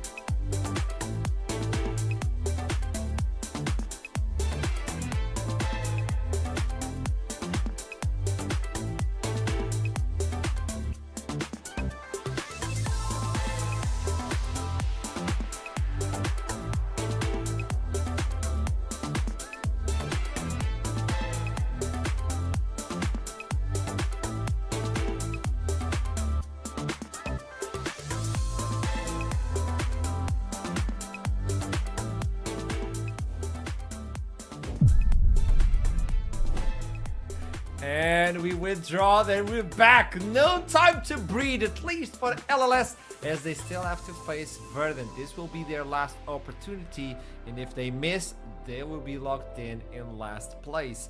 Middlecott and Jamada. Obviously, I have to make the hard questions. Middlecott, for you specifically, how can you boil an egg? Jamada, how can LLS actually win the game? Look, Nobody used this knows phrase either plenty answer. of times. I've used this phrase plenty of times. I'm an analyst, not a magician, right? I don't create fantasies. I'm not a story writer. If game 1 is anything to go by, Yeah. my expectation is that game 2 is even shorter than game 1, and it's not light side winning, right? You know what makes me sad? No, continue. Yeah, I wanna try and be positive. Genuinely, I think if I'm to try, I think maybe if Rusty Sniper removes the Rusty part from his name and remembers that he can actually, he can dish out some bits and bobs. that maybe they can play through the bot lane, maybe. But I can't even really be, you know, I can't bring analysis with it. That's just the only place where I feel like maybe light side can play, and that's just because of the history of the player. Middlecon, when you hear Jamada sometimes, don't you like, man, he's cooking. He's cooking. He knows what he's talking about, right? Yeah. If so only what he you do cooked is like this when he lived in my apartment back in Berlin. But nah, he cooked nothing. Just now on this. But yeah, continue Middlecon. Yeah. But I mean, to answer your question, Archrom, you'd fill a kettle up with water. You'd obviously set that on, and then you take a couple of eggs, put them in the pan. Yeah, I kind of just have to continue along the same sentiment as Jamada. Like, maybe Ronaldo gets a big money offer from Arabian League and quits halfway through to go and play there, like his namesake. But realistically, I think that Rusty Sniper upping the level of his gameplay really is the only option here for Lightside. If we're talking about his performance in that game, I think he was fine up until he got tilted and decided that the game was already lost, and he did on Ezreal where he probably shouldn't have done. But the big issue here for me is that I don't think it's necessarily just the mid lane which is going to be going badly for Lightside. I think that Verdant have got pretty much lane kingdom in terms of the actual skill level of their players. Like, these guys took it for 28 minutes against Los Ratones and lost because of some poor decision making when they had a slight lead. I think if this game even goes to 28 minutes, Verdant will have a completely insurmountable lead. And the thing about an insurmountable lead is you don't really come back when you're facing against one of those. So yeah, sets us up for a potentially very interesting final game of the day, with Verdant taking on Bulldog, but this should be elementary for Verdant. There shouldn't be any slip-ups here. I don't know if you got to see the point of view from players on the Verdant versus Los Ratones. The only way that Los Ratones won was specifically when, I think it was Reckless, stated they making macro errors. Just let us buy in. We are better at macro. And that was the only way out of that game. And for that game, they needed a lot of experience, a lot of knowledge, and realized the macro plays were being failed. Can LLS pull such a stunt? That's beyond our understanding. Jamada made that face, and I already know the answer. You can't hide. I know. No. But I think it's the only reality. I know you don't make any promises or magic tricks, but I'm trying to make it interesting. But yeah, when I look into Verdant, it's not only because we have two Portuguese players and another one that's called Ronaldo, but also it's just because this team is performing really well, which also concerns me why they're 1-3. Yeah, you know, actually that's a good spin on this topic whilst we're here. It is kind of interesting to see them be 1-3, right? I think at the end of the day, they are in, you know, they're in a group where they have Los Ratones, they have North, so you can kind of, if you want to say they had to pay the 2-game tax of being in this group, then fine. But we saw how they played against Los Ratones. They could have realistically come away with a win.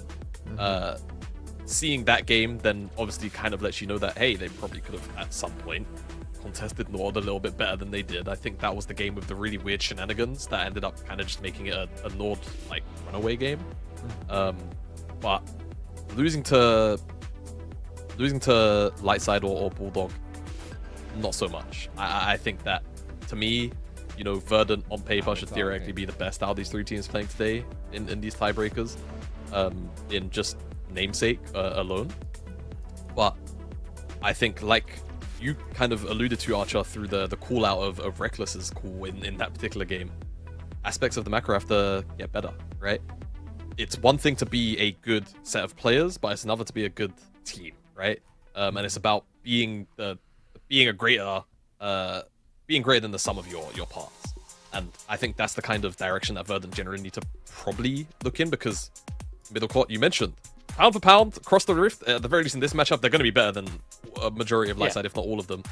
That's going to be the case for a lot of opponents they play in the league, right? Outside of the top echelon. And to me, that's the difference between them and the top echelon with your Los Ratones and, you know, your rich gang, maybe your already second Lord.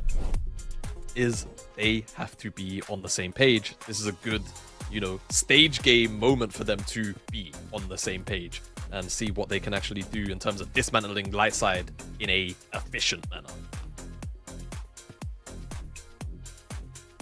I was waiting for middle call, but keep in mind that realistically it was Lightside winning versus Verdant, so that's why Lightside has that little one in front of them.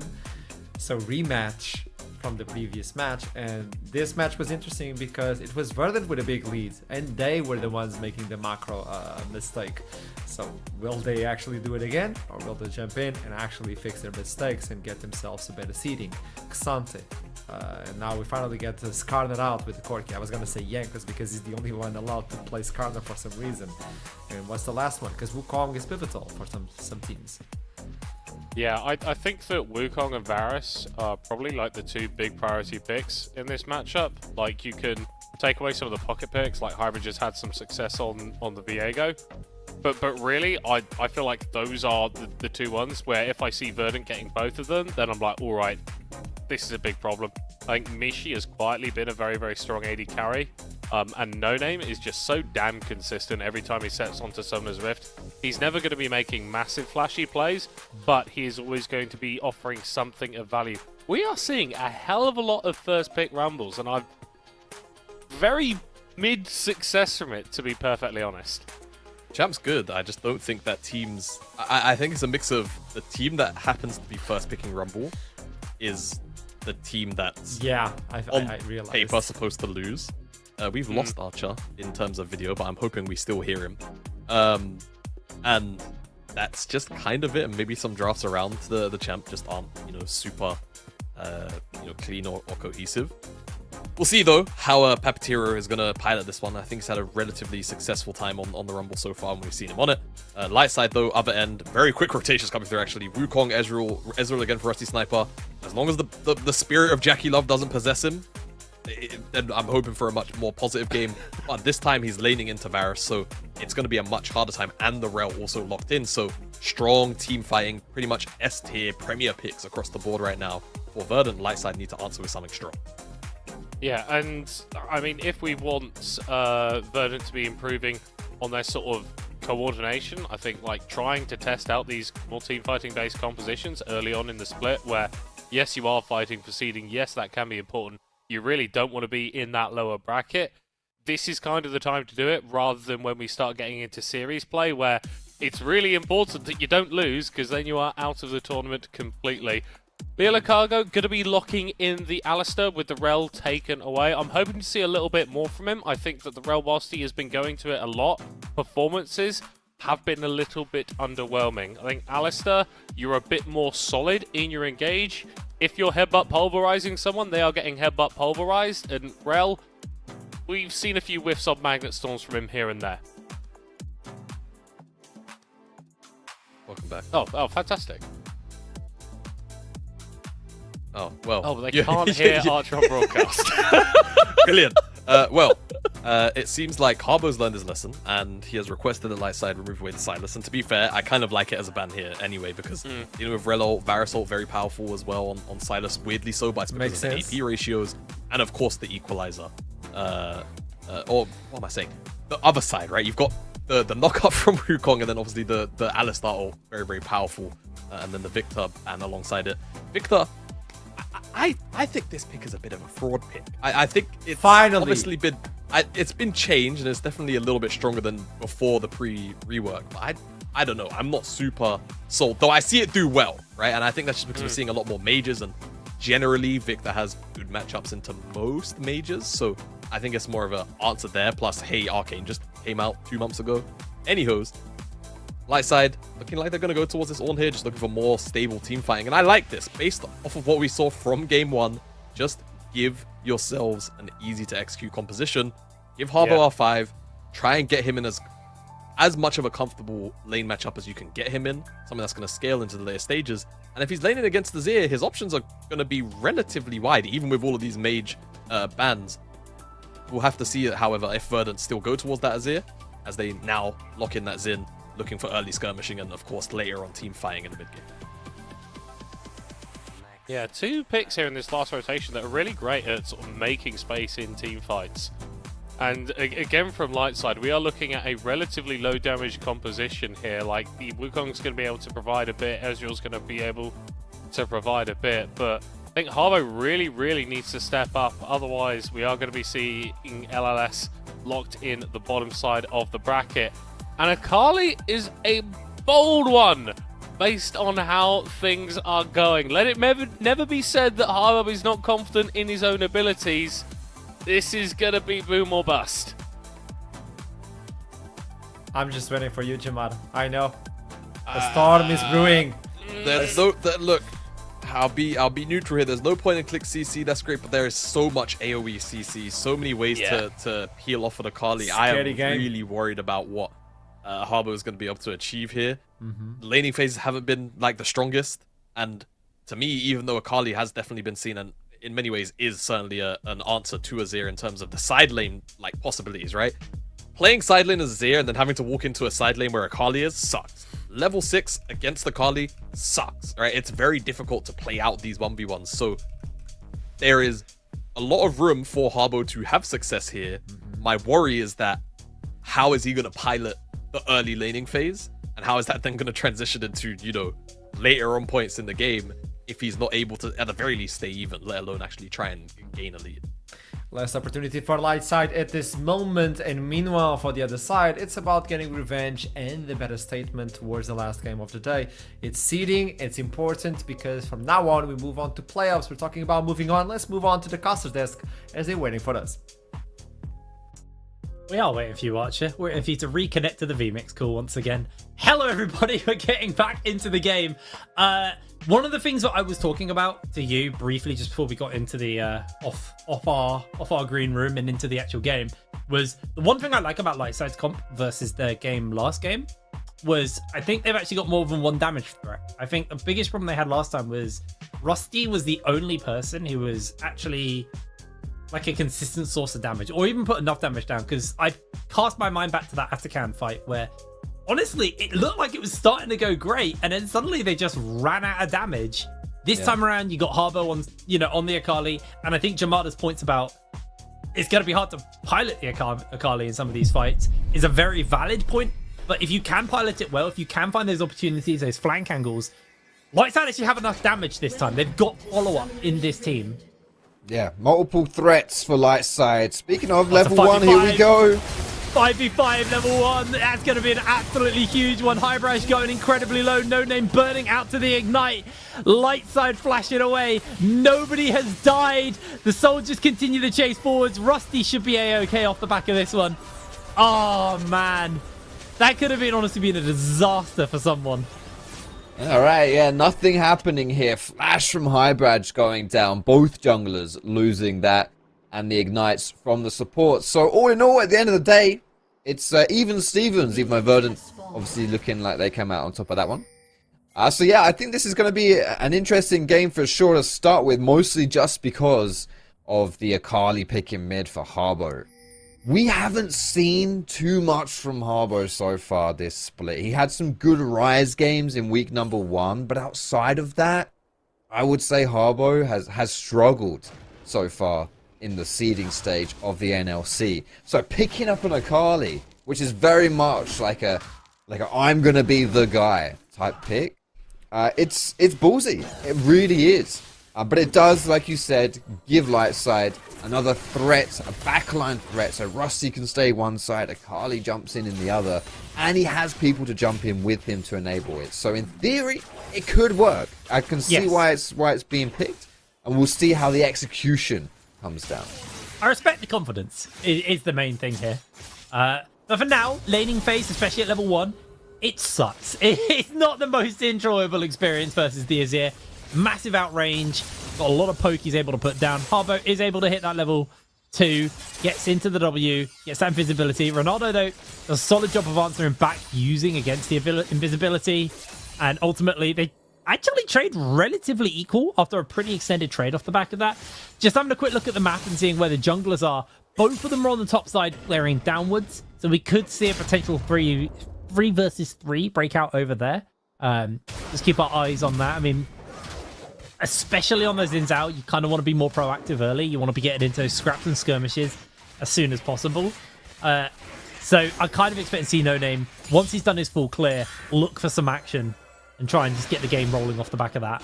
Yeah, definitely. Xin Zhao wants to be active early, and when you're looking for lanes to play with, then you know you're looking at the rail to set up your plays with the crowd control. And likewise for light side, the Wukong needs setup too, and he's got the Alistair, right? So there's certainly options in the bot side of the map here. And we're seeing Mishi now just having gone for that reset and using the teleport on the Varus to pick up that tier. So he's gonna be stacking that early, able to stay out a little bit longer as well. We can see No Name actually looks like he's posturing towards the bot side of this play. The priority is in light side's favor. So if this is just a crab play, then Hybrid should be able to pick that one up, and maybe even double crab No Name here. Yeah, he actually may be able to get away with that. No Name, bit slower on that clear. Hybrid going to get a major advantage off the back of this, and now that Midwave's also pushing in, No Name's kind of left scratching his head, figuring out what he can actually do. Harbo's going to make sure he's in range of the crab as well. Smite comes down. Nothing that No Name can do in the double crab early. Lovely little start there for Hybrid, and just slowing down the pace of his enemy jungler by a pretty significant margin off the back of that. And the big problem there for No Name was that he stayed to try and contest the second crab. Like, it was gone, right? You don't have pro from your mid lane. Maybe if you can get Puppeteer to come down, but he wasn't able to shove in time. So you just leave, right? You say, yeah, this sucks, let's go. And what are we waiting for? Well, I just noticed No Name start. He started at Wolves, I think, and not Gromp or red or blue. So that's probably why he was off tempo, because he had to. His clear path was very bizarre. I didn't notice his start, to be fair. No, neither. But I just noticed that the Wolves came up first, and then Gromp has only just about come up. No Name, he doesn't care about his clear. He's going immediately in. Winter misses the knock up onto the walls. Papatero can be able to throw a harpoon out here, jumping in. Winter has got flash, but I think he's just going to have to accept his demise off the back of this one. Papatero going a little bit low. Going to give the kill over to Papa. Oh no, actually it's going to be No Name who gets it. Nice little pick up off the back of that. Dragon's now spawning up, but Hybrid's not in the area to make a quick denial of that. Grub spawning up fairly soon as well, so I think with this kill in the top side, Papatero is going to get a reset, get his tempo advantage, and then potentially move over for that Grubs. Looks like Lightside are actually happy to make the trade on the jungle objective, because the ping's gone down on the Dragons, and Hybrid just going to steal away the Raptor camp as well, so that gap between the junglers is starting to grow off the back of this.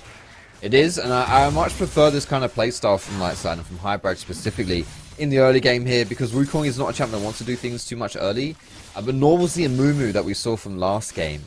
But it just felt like we were over-forcing a little bit on that Amumu. Like, we didn't have to. We wanted to chill a little bit more. Even if we're conceding early stuff, it's fine. But this time around, Hybrid is focusing a lot on the farm, right? A lot on his pathing. No Name starting up. The Grubs here. We've got the rotation coming through from Lightside. Nice chunk onto Harbo. I believe they were able to pick up one Grub. Yeah, so Hybrid's just denies potentially, although the rotation's coming in. Papatero's got 6. Smite is available to neither jungler, actually, so Hybrid is just going to lose a lot of HP. Is able to get the sneak, steal, denying that feat of strength over to the side of Verdant, but they do answer out with those 2 Grubs for themselves. Nice little pick up there. And this time we did see, you know, Lightside, they rotated both their bot laners up, but it was matched by Obstinatus, so it shut down the kind of pressure that was getting built. Yeah, and it's to be expected when it's Xin Rumble versus Olaf Wukong pre-6, right? It's something that this 2v2 does not work in their favor for Lightside. I don't think they can dive this one, but Xin Zhao is on the red buff. They might be trying to trap for Hybrid, something like that potentially as well here. Hybrid doesn't really have an answer to this play. I don't think too much is going to be happening here. So that's just a free red buff for No Name. So he'll be very happy about that one, able to leverage that early strength from Xin. Hybrid will be figuring that one out as he walks past here. I think he's only like 1 or maybe 2 camps away from level 6. And that's what Wukong wants with that Cyclone to really actually become more of an effective champion. Yeah, absolutely. The Xin Zhao ult's actually going to be nice to kind of like disengage your team when they get Cycloned. Ronaldo losing a lot of HP. Obstinatus is making his way over. If he can find it, the flash comes out. Harbo flashes in response. So they are just going to back off. Under the flash in the mid, though, is nice. Ronaldo, you didn't have to burn any summoner spells there. Highbridge may look for a little something onto Obstinatus, but the pressure right now is focused more heavily on this dragon. As Leo Cargo, Hex flashes over the wall. Highbridge, just get a little bit of poke off onto Obstinatus. He can jump back towards his mid lane. Times this bot side jungle here very nicely have light side. So even though Highbridge lost his top side, lost that red buff, we're still here for the Raptor contest. It's very nice stuff, and we're even going into red buff too. So picking up what we lost earlier on. As No Name's not even in the area, he recalled. He's just about coming out on the map now, so there's no contest here for light side at all. Faust did some damage to our tournament, didn't he? Everyone's going for the proxies. Obstinatus is in the area. They didn't steal the red buff away. Leo eating a fair chunk of damage, comes in for the headbutt pole, catches onto 2. True shot hits Mishi. Mishi gets the ignite thrown onto him as well. W is going to get dodged away there as Leo goes down. No Name's able to secure the kill. Massive cyclone. Doesn't really have much of a follow-up as the piercing arrow hits onto Rusty, but no one else. No Name tries to find that wind become lightning, but not going to get it off as Papatero's in the area. Highbridge flashed onto, and he's just cooked. RIP Highbridge, she's going to fall down. That's a 2 for 0 in favor of Verdant. And to be honest, this was a good play for Lightside. Lightside should have come out on top of that. They could have dove that pretty easily, but just no communication right there. As Harbo looks like he might be the third to fall. Oh, he might be looking for Ronaldo. A Q auto may do it. Can he find it? He's got the kill as he runs him over in the brief ending there.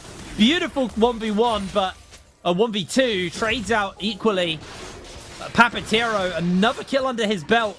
2-0 on the Rumble already. Got a farm lead as well. He's sitting very pretty off the back of this, and Verdant able to get that dragon under their belt.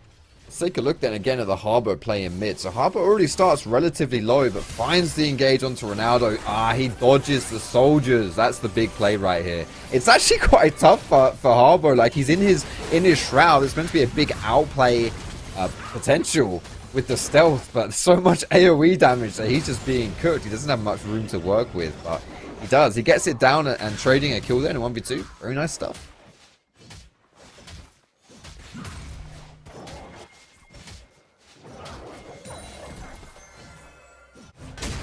And I see Highbridge now just clearing back from bot to top.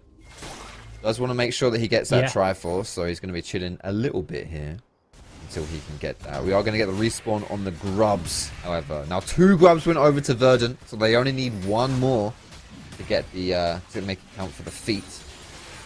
And I don't think I didn't realize if it was 3. I genuinely thought it was for the whole. You had to take the whole camp. I didn't realize it worked like that. Nah, just 3. I'm pretty sure. I'm fairly certain that's how it works. I'm pretty sure you have to take the whole camp for it to count. Oh, I see. So I think if you deny 1, you deny it entirely as a camp. So yeah, they'll get the feat of strength. Yeah, there it is. So they get the feat of strength off that. You're now, right. headbutt pole comes in onto Obstinatus. Gets caught out by the Cyclone. Is going to be able to jump away, but second Cyclone comes in. Rusty, ease over the wall. Obstinatus is flashless, so he has nowhere to go. And Highbridge secures the kill. Finally gets that red buff that's been up for a hot minute. Although Mishi is making his way over. I mean, he might get it, but there may be a pretty heavy cost for it.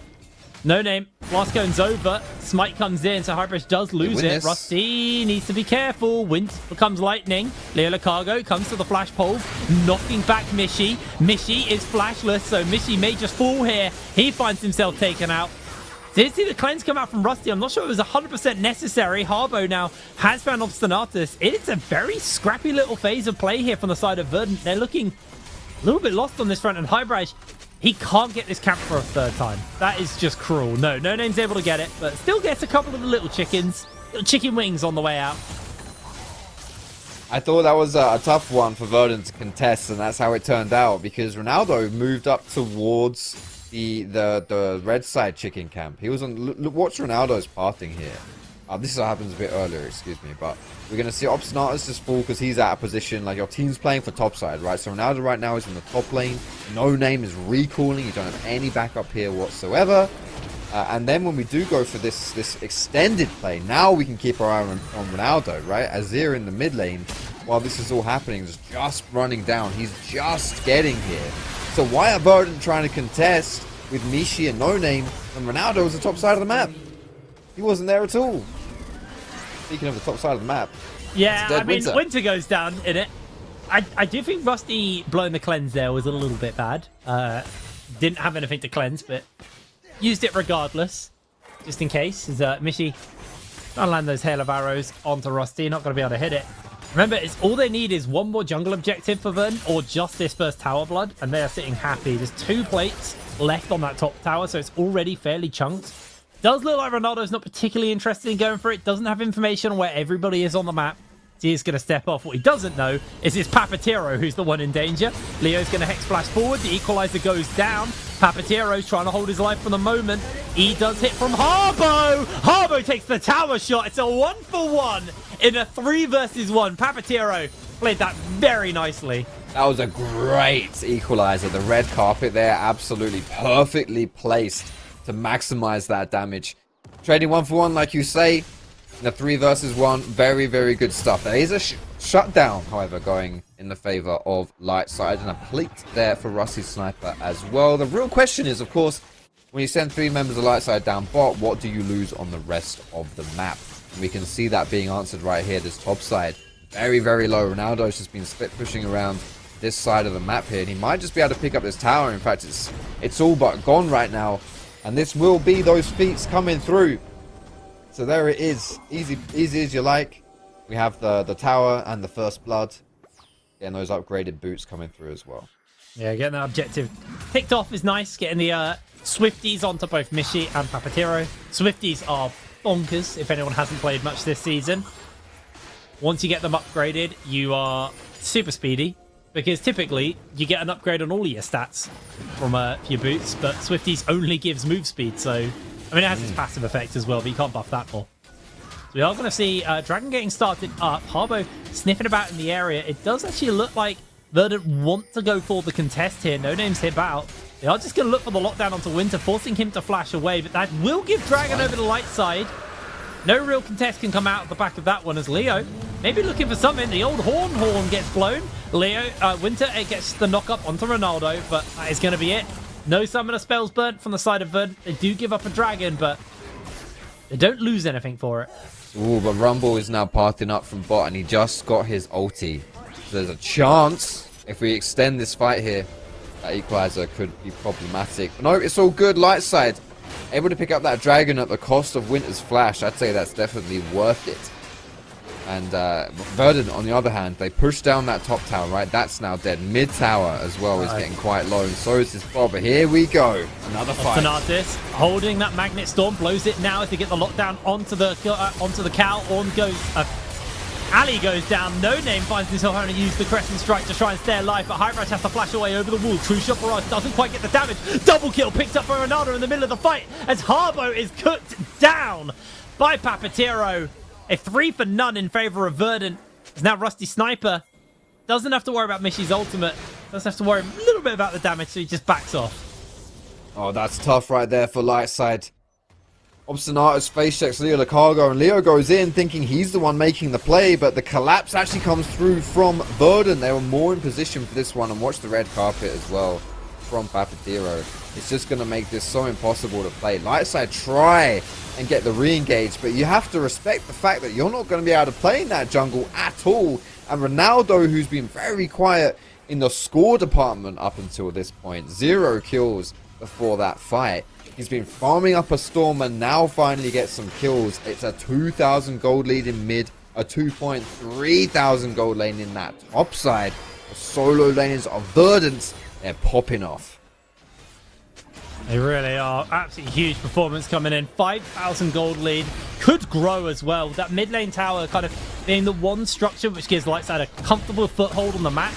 That should fall fairly quickly, especially once this Herald is used. Provided there isn't a steal, but from the way that we're seeing Lightside posture, I don't expect them to try and go for a contest. It'd be too little too late. No Name picks that up, and they could either look to crack a tier 2 and just inject a massive amount of gold into a couple of players, or they crack open this mid and really open up the map for themselves. I think that's a good idea if you want to get this mid down as well. Like the wave clear this game from Lightside, it's pretty bad. right? Like you're looking. I mean, what is the wave clear? SQ, right? Because you need to have AOE and you need to be able to do it from range, right? To do it safely and not just get poked out and engaged on under the tower versus a siege. Like an Orno, maybe? I don't know. Like, there's no great options for wave clear. So when Lightside fall behind in this game, which obviously they now find themselves in that position, and especially versus Shelly, it's so tough to stop the sieges. Like, Verdant might not even need Shelly to start sieging these turrets now. No, I don't think they will. Papatero making his way over as well. Ornhorn available to Winter, so keep your eyes on that one. Knockup comes down. Tower will crumble. There's the equalizer. Leela can't get forced to flash, but he's still inside there. They jump in with the Ornhorn. They're not going to get the redirect, but they find the shutdown onto No Name. Winter going low, but he is so tanky at this point as Harbo finds himself on the flank. Massive ult by Highbridge, gets the knockup. Mishi is going low, but Harbo falls in the midst of the fight. The Azir tower is shredding Highbridge's health bar as down he goes. Verdant successfully disengaged the fight and secured themselves an extra kill on the way out. Ronaldo is an absolute monster this game. That Azir damage, the deeps coming through, absolutely slaughtering Lightside. It's so hard to play into. Like, you've got an Akali that wants to jump in and go aggressive. Likewise with Wukong. And they just can't do it versus Azir. Not to mention that turret there proving all kind of problems too. This dive starts a little bit early as the turret was still alive. But to be honest, it doesn't matter too much. All this CC, the knockup, the control means that No Name falls down. And watch this blast cone on the right hand side of the screen. Highbridge, boom, into the middle of everyone with Harbo joining in as well. It's a really good counter engage, but you've got the Ronaldo turret is beaten down on Lightside with Ronaldo himself doing it too. Just not enough. Lightside kind of beaten by Wallet there. Yeah, they kind of also just like that Azir ultimate was almost like a Talia ultimate. It just drew a line down the middle of the fight, but half the team couldn't cross. Really, really effective stuff from them. Obviously, with Akatan showing up, I can't say his name apparently. With him showing up, there's a fight in the bot side, and I think it's just going to be another burger for the side of Verdant. Able to easily secure that kill as Harbo. He is getting absolutely melted. I don't think the Leandri's damage is going to finish him up, but Winter, so much health is just evaporated off his health bar. They get the charge in onto the tower. Are Verdant going to commit for a little bit more? Yeah, I think you do. Like we said, there's no wave clear from Lightside. How do you stop this? I don't think you can, and so that's going to be that inner turret going down. The inhib turret survives. Ooh, as does Papatero. That is... Rusty has ult. Very low. Yeah, is he going to look for it? I mean, I think with the honey fruit, Papatero should be fine. Missed. Yeah, I don't think he would have fallen down just yet anyway, but that's going to be the dragon as well now for Verdant. And it's all falling apart now for Lightside. Not looking too good in these tiebreakers. Yeah, they've got a boss as well, bot side too. Actually, a lot that Verdant can pick up off the back of this one. But looks like they're going to reset first, as we're just seeing the fight in the mid lane and what happened. You imagine that's the next play though for Verdant, right? You take care of your waves, you reset, and you look towards Atakan. You can bring that down and get the GA, then you're sorted. This fight, by the way, in the bottom left-hand side, you can see it was just a cheeky little kind of harass and push with Papatero trying to survive, and in the end, I mean, it was actually Rusty Sniper who found himself in a bit of a pickle there. He's the one who had to blow his flash. It was just, I mean, this is the thing, like with Rusty, like, what I love about him is, you know, he's always gonna give you a chance. I think that's all you can ask for from your ADC. Like, you can always play towards him. He will always, at least, like, he's very rarely, he may have his moments where he's kind of like running it down, but he's very rarely just useless, right? Yes. He's always going to be a factor for your games, and a play like that just kind of shows you how. I put a lot of faith in this guy coming into this play. I really feel like Rusty was a player who was just stuck on a bad team last season. I think he's an incredibly good ADC. So I'm excited to see how he develops, because I don't think this is a bad Lightside roster at all. I think there's a lot of potential in this roster, and I'm really excited to see once we get into that playoff section, once we start to get those best ofs, how much development we can see coming out of him. As right now, I think the development for him is just to walk away, while Verdant are going to look to contest Atakan. Highbridge.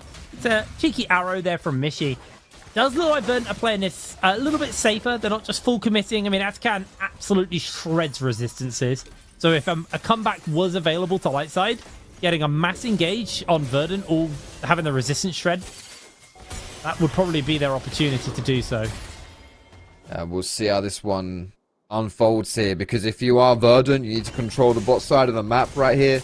Make it so that if light side try and walk into the Atakan area, then you can collapse on them with all your, your Rel, your Varus ults, your Rumble ults. You want to get control of this bot side so that you're forcing light side to walk into, to face check that fog of war. Oh, no, it no. looks as though Verdant, yeah, they're just going to be attacking the top side instead. This could leave up Atakan bot side. Oh, they're How did hitting light with the side W. respond? Gonna go for the jump in. Harbo gets the E back. I don't think No Name's got the speed, and yeah, it's an instant rotation coming in from the side of light side towards Atakan. Pings are going down. I mean, there's a teleport available onto Papatero, but Ronaldo, he's not got his teleport for a hot minute. Oh, Mishi going down. That is probably the doom signal for Atakan. Light side You've should got be to able to try. answer out off the back of this one. I mean, again, resistance shreds. Papatero very fed. He's got that bloodletters as well, so he is going to be able to absolutely liquefy anyone inside this fight. But honestly, they're just going to have to back off and maybe just take those neutral objectives for those towers for the side of Verdant. Oh man, that is tragic. When you've got a nearly 10k gold lead at 24 minutes and you have to concede Atakan, that is awful for Verdant right here. I mean, they decided to play topside, which I was... Yeah, I don't know. I don't see really the value of that against an Akali, who's really hard to catch and to shut down. Mishi here, just... This is the problem, right? When you're playing towards the top side of the map, you lose control of the other side. Is this a replay or what's... Yeah, okay, No, that was a replay. Yeah. The flash, I was like, has it happened again? No, but they're still trying to attack Harbo in the top side of the map. On the Akali, it's not working. And look at this, a perfect response to light side's credit. They're attacking bot side instead. They're getting the pushes. Even if you just trade turret pushes at this point, it's worth it when you're this far behind on light side. Look at that. It's like a 4,000 gold difference right now. This past like 3 minutes, that has just been tragic for Verdant. Yeah, and Verdant don't really want to commit major abilities into a fight that's just going to get reset and TP'd back into. Both Harbo and Winter have it, so if a 5v5 was to break out, it's effectively a 5 versus 7, just because they can rejoin really fast. So Verdant, this has really put a kind of halt on their pace in this game, and it comes off the back of, yes, No Name going into the top side, but then Mishi not respecting the fact that his jungler was top side, so he had basically forfeited that red side jungle by Atakan and just backed off. But for now, it is just a bit of a waiting game here for the side of Verdant, waiting for an opportunity to either pop one of those passives for free, or that revive for free, or just waiting for it to time out. They've still got a third of the timer left on it. I can't remember exactly how long it lasts for. I think it's like 150 seconds, right? It's either way, it will be up for this ensuing team fight if LLS can pull that I mean, trigger. Lightside should just force Baron. Yeah, this is it. It's such a risk-free Baron as long as you don't get smite stolen. Like, you just force the fight. As Rusty, he's going to lose a fair amount of HP. I say a fair amount. Most of his HP there to No Name. But there's no point full committing to try and kill him. Nah, but He's this just going to chunk and leave. Although, Revive it's going to kill the timer. It's going to kill the time for Atakan. Like, this is actually quite significant right here for light side. Like, they needed, I agree with you, to force an objective here, get the fight, and here we go. Yeah, Ronaldo just goes golden immediately. I mean, Revives are about to time out, but they find Ronaldo in the meanwhile. Harbo jumping onto Mishi, gets himself withdrawn out. Got the teleport though, so he's sitting pretty. That Revive is now worn out, and the fight could go in favor for No Name, but he is going to lose a fair amount of HP. Obstinatus low, teleports are coming in for the backup. There's the Magnet Storm, instantly bopped out by the Alistar, as Papatero makes his way forward. Harbo has rejoined into the fight. Leo Lacargo going low. It's a double kill for No Name. Harbo getting cooked here by Papatero. Is able to put some space away, avoids the E. Dragon should be the prize here, but Harbo once again getting toasted. The arrow comes through. Papatero lays the carpet for him to the grey screen. Down he goes. It was good for Lightside when they had Atakan up, when they had the revives. That was your time to fight in a game where you're behind. But it expires mid-fight. That could have been so different right there. Harbo, the only one to benefit from the revive. Hybrage now. Oh, no. Yeah, it doesn't matter. Stealth does not matter versus that flamethrower, and Rusty might be next. Rusty? He doesn't have E. He's just, he flashes, but he gets finished up. That could just be Baron now for the side of Verdant. I think you're right, Jake. It should be Baron at this point. And we have to start questioning after this Baron, how much longer can Lightside survive? You have to find a way to kill time on this Nash. But again, I mean, it's the third time we bring it up. We don't have wave clear. It's impossible as it is to wave clear versus Nash. But when you have negative wave clear, how do you do it? How do you stop the push from all the lanes? It's so difficult. Baron, I think, is where Verdant's team's going to really shine. Because they have massive range advantage as well. And it's lethality Varus for the poke. It's Azir range for even more poke. You are going to be stuck under your towers getting poked out. But we'll have a look at the fight once again. And then we'll see what they do with Baron off the back of that. Yeah, this was it. You can see, we can't see the timers of the Atacam revive. But unfortunately for Lightside, it's such a good start to the fight, right? Harbo falls with the Atacam revive. And then look, just a few seconds later, it all times out. Boom, right there. And at this point, now the fight is terrible for Lightside. Because Rusty Sniper was on like 30% before the fight even started, right? He got poked out by Ronaldo like a minute before this clip even began. And at that point, you know, we were thinking, yeah, we can take this fight, we can do this. And Lightside's, they're getting a little bit hairy, but it just doesn't work once we time out. So Asukan, yes, very strong, game-winning buff, but that only applies when the buff's on. Well, Papatero puts the carpet down, and Harbo is being cooked! Oh. The Leandri's burn finishes him up! 1 versus 4 from Papatero. He turns the fight. Now backup has arrived. The cavalry is here, and Winter is going down. Mishi takes out Leo Lacargo. Winter crumbles to Papatero, and that should just be the base for Verdant.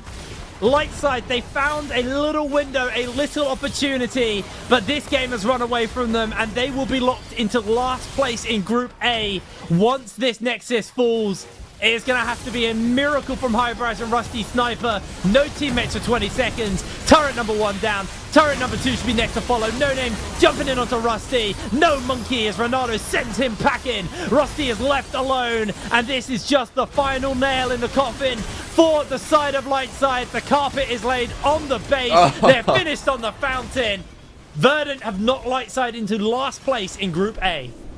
And the solo gap in this game was ginormous. Ronaldo and Papatero both exceptional performances in this one. Unfortunately for Lightside, they get into the tiebreaker with a 1-3 record. Play the first 2 games of the day, and they can't quite make it happen. They showed us good things in that group stage, right? Even though they were 1-3. Arguably, they shouldn't have even been in the tiebreaker. They should have beat Bulldog the first time around. They had such a lead on them in their first matchup. But today, you know, it didn't look good at all, honestly. There are very few positives to turn away from Lightside. Back to the drawing board and start thinking about the playoff stages. I think if I'm going to put my positive hat on here, I think Lightside were actually very good at recognizing when to move around the map, when to set up for an objective. The issue was everything that followed that, right? Like they weren't very good at fighting for the objectives. Their team fighting was pretty rough today. So yeah, they've obviously got a lot to learn, work on. But you know, I think you can take the objective stuff and say that's pretty solid right now. I mean, they definitely outpaced Bulldog on that front. But Bulldog was just better at team fighting. Verdant matched them and were better at team fighting, so they struggled quite hard there. Anyway, we're going to throw ourselves over to the desk to break that game 2 down, and then be getting ready for game 3, our final game of the day. So see you in a moment.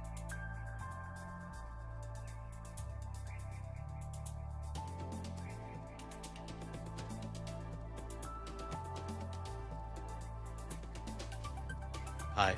Yeah. How's it going? Yeah. That was a game of League of What a Legends lovely right there. day today. For It was an all-timer. Yeah. It happened. One So- of the ages. I'm gonna say it. You ready? This Yeah. is the first game in the split where the team loses with Voracious Atakan. This is extremely hard for the light side. There's no way around it. I think it's about celebrating what the enemy team brought up, Verdant, and kind of set up what we have next. Because the light side tried their best, and it was not close at the end of the day. So it's on to understand what Verdant did so well. I mean, it's difficult to frame this in terms other than kind of everything better than light side. I think we saw a lot more cohesiveness from Verdant. I think we saw a very good understanding of how they needed to play the fights in order to win. I think generally their moves across the map were pretty decent. Definitely not as aggressive in terms of forcing the issue as Bulldogs were in the previous game. But to an extent, I think Verdant have always, as long as this organization's existed, been a lot more measured in the way that they approach the game. And that is roster agnostic. No Name, I think he had a good game. But the frustrating thing about this is, despite the fact that this was still a pretty crushing defeat for Lightside, there were reasonable plays for them, right? As I think we've got in the first replay.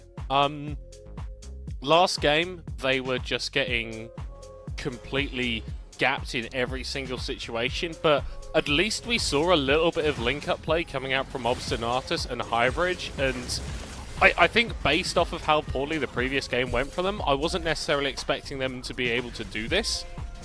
But Leo Cargo and Highbridge getting in the enemy jungle, being a little bit aggressive, making some plays with vision, catching out Obstinatus, and then double dipping to get the kill onto Mishi. And this is what was a little bit frustrating, is that this is a team that can genuinely make good maneuvers at times, but they just failed to chain them together in succession to actually build an advantage. Even when those plays were happening, they were already in a 2,000, 3,000 gold deficit.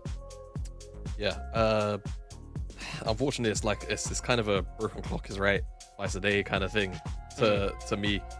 It's not impossible. It's not like they're incapable of, making a correct call, but it's about making that correct call from the beginning of the game, as opposed to, always doing it from a deficit like you're pointing out. And to me, I think just for Lightside, we'll touch on Lightside because we're going to be talking more about Verdant, with the Bulldog matchup coming up now. Yeah, they've just got to try and find a consistent way to play the game. I think whenever you see a team struggling like this, to me, it's always go back to basics. Don't try out anything flashy. Front to back, no flanking champions, none of this nonsense. Just, yeah, play it simple. Always just keep it simple, stupid, right? Is the acronym. I think that is really what, for me, at the minute, this Lightside lineup needs to do. They need to go back to just playing very, very simple AD carry champions, right? No more Ezreal. Pick things up that are hyper carry late game champions. Things like Jinx, things like Sivir, things like Zeri. They're not all in the meta at all, really, but it's things that you can meld a comp around. Same thing for the mid lane. Keep the mages easy. Keep Harbo on things like Orianna. Keep him on well, maybe not the Syndra, but you get the idea. Keep him on things that are just very, very easy to execute around. And I think you can always build a foundation off of that, if as a band-aid, right? As a band-aid fix to actually allow you to get into neutral game states and progress as a team. If you're all over the place in terms of style, game to game to game, it's going to feel very difficult to make progress collectively as a unit. Lightside is locked in last place on Group A, at least for seeding as we head into playoffs, but we still have one ahead of us. It's the final game of the day, but before we do that, we have an interview with someone from Verdant, Obstinatus. Hey! Hello. Finally, we get two Portuguese on the interview. Yeah, we can do it in Portuguese if you want. No, they won't allow me. They will attack me. They will attack me. How you doing? Okay, congratulations on this victory as well. And I want to hit off strong. What happened during play day 1 and 3 that made you guys fight for tiebreaker? I mean, it happens that we're winning every single early game, but we are also losing every single mid game, Today it was a bit different. We still did some mistakes, which could cost us the game, but it's okay, we won at the end. Let's see how it goes the next one. And I mean, we should be a great team, We just depend on ourselves to actually work a bit harder and prove it in the Rift, Because it's not like you played with everyone here, but obviously Papi Tito being another Portuguese player and you faced him multiple times. With that in mind, do you think the synergy is easier to achieve because there's some knowledge in between you guys? Do you think you need more time on scrims to get the perfect synergy and understand the macro more of the team? What do you think it's missing out right now before you head on to playoffs? I think that right now we just need like a louder voice, if that makes sense, because we kind of are all talking, but we need someone to demand more, like tell everyone to shut the fuck up and just demand everything, you know? It has to be you, man. You have to teach them. Tell me something. We're heading for the last game, Bulldog. They showed up today extremely strong. You know this team specifically. Yeah, we're gonna win. Won. Oh, you're gonna win. So if you Yeah. could give me a hot take, a hot take. What would be the hot take for the last game of the day? A hot take. I mean, Yeah. maybe he blinds Braum again and he suffers in lane. I don't know. With he, I mean Kassing, right? Yeah. So tell me something. Final question. I won't bother you anymore. For people that are now on the chat and a lot of new viewers for NLC, because we have really powerful teams and really powerful names. My question to you is: describe yourself as a champion. Like, pick a champion to describe yourself, so the viewers understand who you are. I mean, my favorite champion is Trash. I even have a tattoo of him, so I have to say Trash, right? Oh wait, in your arm? Yeah, I mean, here. Oh, It's not showable. it is. That's a big one. Yeah, it's a good one also. We gotta see that Thresh one day. We gotta see it, Optinat. Yeah, sure. Man. Hey, best of luck for the final game. You do you. You know what to do. That's why you're here. And pleasure to talk with you. I'm sorry that's in English, but That's all. obrigado e boa sorte. Thank you. Bye, guys. That's a sick tattoo. Pretty damn decent. Pretty damn That's decent. Big That's piece a as well. sick It's all tattoo. forearm. Yeah, Yeah, not grip yeah. X tier. Like complete Oh no, opposite. no, far from. Yeah, just saying. I'm just happy to see this. I have a Pantheon, so I see a Thresh. You too. Well, at least Yamada has a chair. So before we head on into the last game, we have a replay. Yeah, couple more replays out of that game. Yeah, to me, again, I actually liked listening to I'm gonna call him Obi for sure, 'cause I like it. I hope he doesn't mind. He seems like a chill guy anyway. Yes. To me, I like listening to him talk about the team dynamic that they have at the minute, where it feels like to him, and maybe I assume the rest of the team right now, they don't necessarily have someone who's always demanding something. I think that's always an important figure to have inside of a team, structure. It just gives you a lot quicker and snappier direction in game that a lot of teams, especially at this level, especially at era level, you'll see a lot of the time are lacking. Yeah, it's a very eye testable thing. You can tell what a team doesn't fully know what they want to do on the map. So I'm curious if we're actually going to see a little bit more development, maybe out of, as the support player, Obstinatus himself, right? A lot of structures typically tend to, function around the support or the jungler being the most vocal on the team when it comes to macro calls. So hearing him call that out is very interesting. I'd love to know if, maybe further on down the line for Verdant, if that is going to be, the role that he takes up. But yeah, I think to me, they at the very least had, they had more direction than Lightside did this game. And I think for them, hopefully that's a developing, point of their play where, hey, No Name steps up and he's a little bit more vocal. Yeah.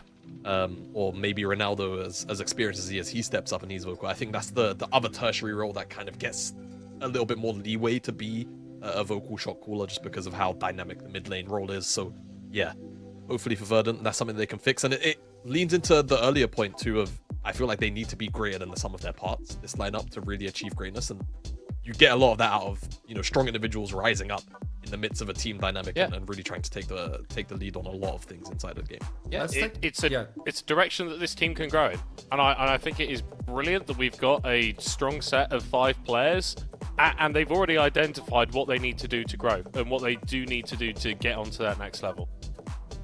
We'll keep talking about these two teams as we're about to jump into the last game of the day and from Playday, and I'll see you soon. It's a quick break. Don't go anywhere.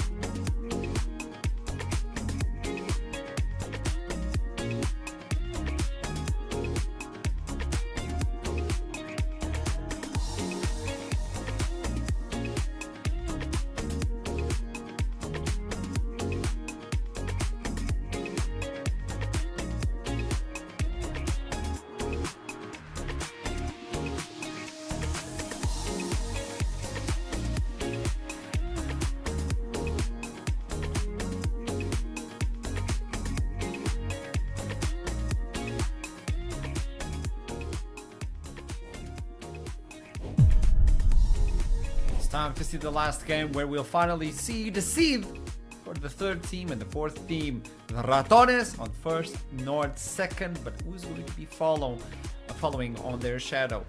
Verdant or Bulldogs? I'll open up the court right now to hear the positions and understand where we land. Yeah, so I think this is... Well, it's what we've all been looking forward to today. Bulldogs and Verdant, I think, are the two best teams that we've got in the tiebreakers by a pretty significant margin. And I think if you look at the players that we've got facing off against each other on the Rift on a pound-for-pound basis, this should be a much closer contest. I think the Bulldogs, as they showed in their game earlier today, have a pretty decent understanding of how they want to move around the map and are a little bit more decisive. But in terms of the raw skill of the players, I do think there is a slight advantage going in favor of Verdant. So I think this really is going to be about, okay, how much can Verdant, with their skill and potentially with a little bit less organization, how well can they do versus a Bulldogs team that really seems to know what they want to do and when they want to do it? Yeah, to me, this is going to be a lot about how both these teams approach the neutral objectives. I think laning is going to be a lot less lopsided than we've seen throughout the day so far. And it's going to have a lot less impact in terms of how, especially the early objectives will be set up. Obviously, but yet to see draft, and that's going to be always a very big point. But name to name, pound for pound, like you said, significantly closer contest. For me, again, as we were highlighting just before we came into that break, Verdant definitely a little bit lacking in terms of the clinicalness of the decisions that were being made, and I don't feel like that was something that we saw out of Bulldog today. I think that their game against Lightside, they were pretty sharp and quick to adapt to things that are being thrown at them, but also plays that they were making proactively. That's something I think Verdant are going to have to be better at compared to their game one just now against Lightside here against Bulldog, because I think there's room for Bulldog, if their game one is anything to go by, for them to really punish and abuse some windows on Verdant. And I know I have mentioned Harbo a lot in the mid lane matchup, and how, especially last game, that was one that would maybe be abused even more. Admittedly, I think Ronaldo had a couple of moments in that game where mechanically he wasn't fully there on that Azir. So if there is going to be a little bit of, mechanical uncleanliness to be around his game, I think maybe for Bulldog, Kaming having such a strong, showing in his performance, maybe it's something where they want to try and put him on a high skill matchup, right? One where there's a little bit more risk to it, but if they can snowball it, they can really start to take over the map from there. So I want to understand this a little bit better. What's the line we should be focusing? Because you're giving me some tips and hints that it should be Kaming versus Ronaldo, but aside from that, is that the line we should be focusing, or is there another one we should be on the lookout? I think primarily yes. The mid lane. Kaming has... Okay. Alright, yeah, I said but, Archer. Okay. He's All right. flipping again! Oh my lord. But I do think that top lane could potentially be very interesting, because both Papitero and Mirtek have shown flexibility in terms of the styles that they're willing to go towards. Both of these guys very, very competent on the boring tanks, but also willing to play carries. So it really comes down to what sort of philosophy these teams want to draft, whether we do want to see compositions that have 3 traditional carries, or whether they're actually willing to sort of handshake the top matchup a little bit more and play towards a more traditional ADC mid with a bridge jungle as their sort of raison d'etre for their drafts. So potentially top lane, okay, but it also could just be like Ornn versus Cassante and incredibly boring. I don't know if we'll get Cassante coming into draft now. Yeah. Very excited. And Verdant are on red side. Interesting. I wonder how for me, the first thing that stands out now is like what's going to happen with the Rumble prio, because Verdant have been one of the teams that have really prioritized it quite heavily. Are Bulldog in return going to try and put Mytek on that? Because if I recall correctly, it was Mytek that had a really, really rough Rumble game. I think I want to say it was week 1. I don't think it was this week. As we fly through the bans, it's all ADCs, all of the early aggressive ADCs being banned out. There's the Rumble ban, so Bulldog not willing to pick that one up nice and early. Skarner has to be banned by Verdant. It's the mandated red side ban tax right now. There it is. They learned. Bulldog, to me now, it's, you want one of the ADs that are still left up and available. You want an engaged jungler. I was going to say the Vi, the Sejuani normally sometimes banned out on blue side. Going to be picked up here for Lulis. I'm intrigued that they don't go towards the Wukong. Like, Yeah. the Vi, like, what she does, she is very, very good at, but the Wukong offers a lot more flexibility. And actually, No Name decided that he doesn't want to pick that up either. The Maokai fulfilling a bit more of a similar role to the Vi, but in a more team-wide sense. It is about just controlling so much space. And I don't anticipate that we're going to be seeing tank Jace this time around, obviously with the Unending Despair item currently disabled, I believe. So we're already seeing the building blocks here from Verdant of a composition that can poke you down significantly from long range, but also has a bit of long range engage that can then follow up on that. Yeah, I'm wondering if Bulldog are going to kind of try to overload and engage now as well on the opposite end, because when you're dealing with poke and space and control, you just have to try and force through it. Otherwise, you're just going to end up losing your health, losing resources over time if you can't get into those positions first. You've got the Vi there already. I'm thinking, you know, something a little bit more long range like the Rakan as opposed to a Rel, and I'm happy that they've got the read there from Bulldog, because again, just the range of engage on Rel is just a little bit too short. If Vi goes in as Rakan, you can follow, right? And that's always what you need on that side, and you've got the Aurora on top of that, so I'm glad they went in that direction. For Verdant, I'm actually surprised themselves if they don't want the Rel, because Rel is actually, as good as she is an engaged champion, she's also great at counter-engaging. And you know Bulldog with this kind of composition are already primed and set to go in, so okay, good. I'm happy. No! You had one job! But Nautilus still, I don't mind either, because to me, Nautilus, I think there's a lot of thought and focus on him being a primarily red champion, and he is, right? He is one champion that wants to go in consistently, but his CC is still very good and versatile at peeling, but also the lane matchup is where you kind of make your ends meet in terms of against the Rakan. Very difficult for Rakan to play out those early lanes sometimes, so if they can get Mishi on a very aggressive laner, though a lot of them have been banned out, maybe there's room for shutting down Exofeng, who, again, has been a very, very pivotal part of how Bulldog, you know, roll over some of their team fights, quite a few of them. Look at the AD carry champion pool. It's just being removed. No one so far getting that pick. So the Kaiser, are you focusing down? Double down. There you go. If you want to play AD carry, you might go to Smolder or even Teemo. I'm kidding. I hope not. But yeah, taking all the champions away, making Exofang and Mishi in a complicated life state. Yeah, and I think these two AD carry bans really demonstrate that both teams are aware of what the other team wants, right? Verdant banning away the Kaiser, who is incredible at following up on these long-range engages from the Vi and the Rakan, and the Misfortune really just builds into that sort of zone control and long-range style that Verdant are looking to opt towards. The Ash ban again from Verdant, it's not necessarily a great follow-up ADC like the Kaiser, but she has got so much pick in her kit. But again, the Smolder, really good at controlling zones. So Verdant, they're going to opt into the Ezreal, very similar champion to the way that Jace is going to be played. It's about sitting back, waiting for the poke to land, and then arcane shifting forward when you've got an opportunity. Yeah, repositioning space, the range, it's all really, it's all there. It makes sense. Kog'Maw would be a little bit out there, but there's not enough engage that, you know, I'm super worried. Jinx is still also, though, I would have liked the Kog'Maw more, weirdly enough, than the Jinx. I think because you can at the very least play off, you know, your W, your R as well, higher range to really kind of contribute to some of the dive that I'm looking at with Bulldog composition. Jinx, though, I don't mind. It's very easy to kind of get first kill when you've got Vi, you've got Rakan, you've got Aurora, so reset's a very, very big threat for Verdant to have to think about. Ambessa as well. Solid lane matchup into the Jace, so I've seen a few times. It can be a little bit difficult to navigate occasionally, but we've seen this actually be flexed a lot into mid lane from time to time. So between Aurora and the Ambessa, there's still room for that to happen. The Akali potentially locked in here for I would imagine Ronaldo, but it could again also be flexed. So we've got a lot of room for potential, you know, skill matchups coming in through the solo lanes, and I'm excited to see where they actually decide to place them and who we're going to have on what champion. Yeah, I actually kind of really like the Akali in this situation because I look over at what Bulldogs have drafted and there isn't a real primary tank there. You're sort of just relying on the fact that you're going to be getting the first move on Verdant before you get poked down too much. And from that reset from the Jinx, you are just going to be able to take over the fight. But Akali kind of makes that a lot more difficult. You drop down the Shroud and all of a sudden, it's really difficult for Exofeng to actually step up and deal the damage because he just knows he could be absolutely deleted in the blink of an eye, and it builds into the rest of what Verdant have got.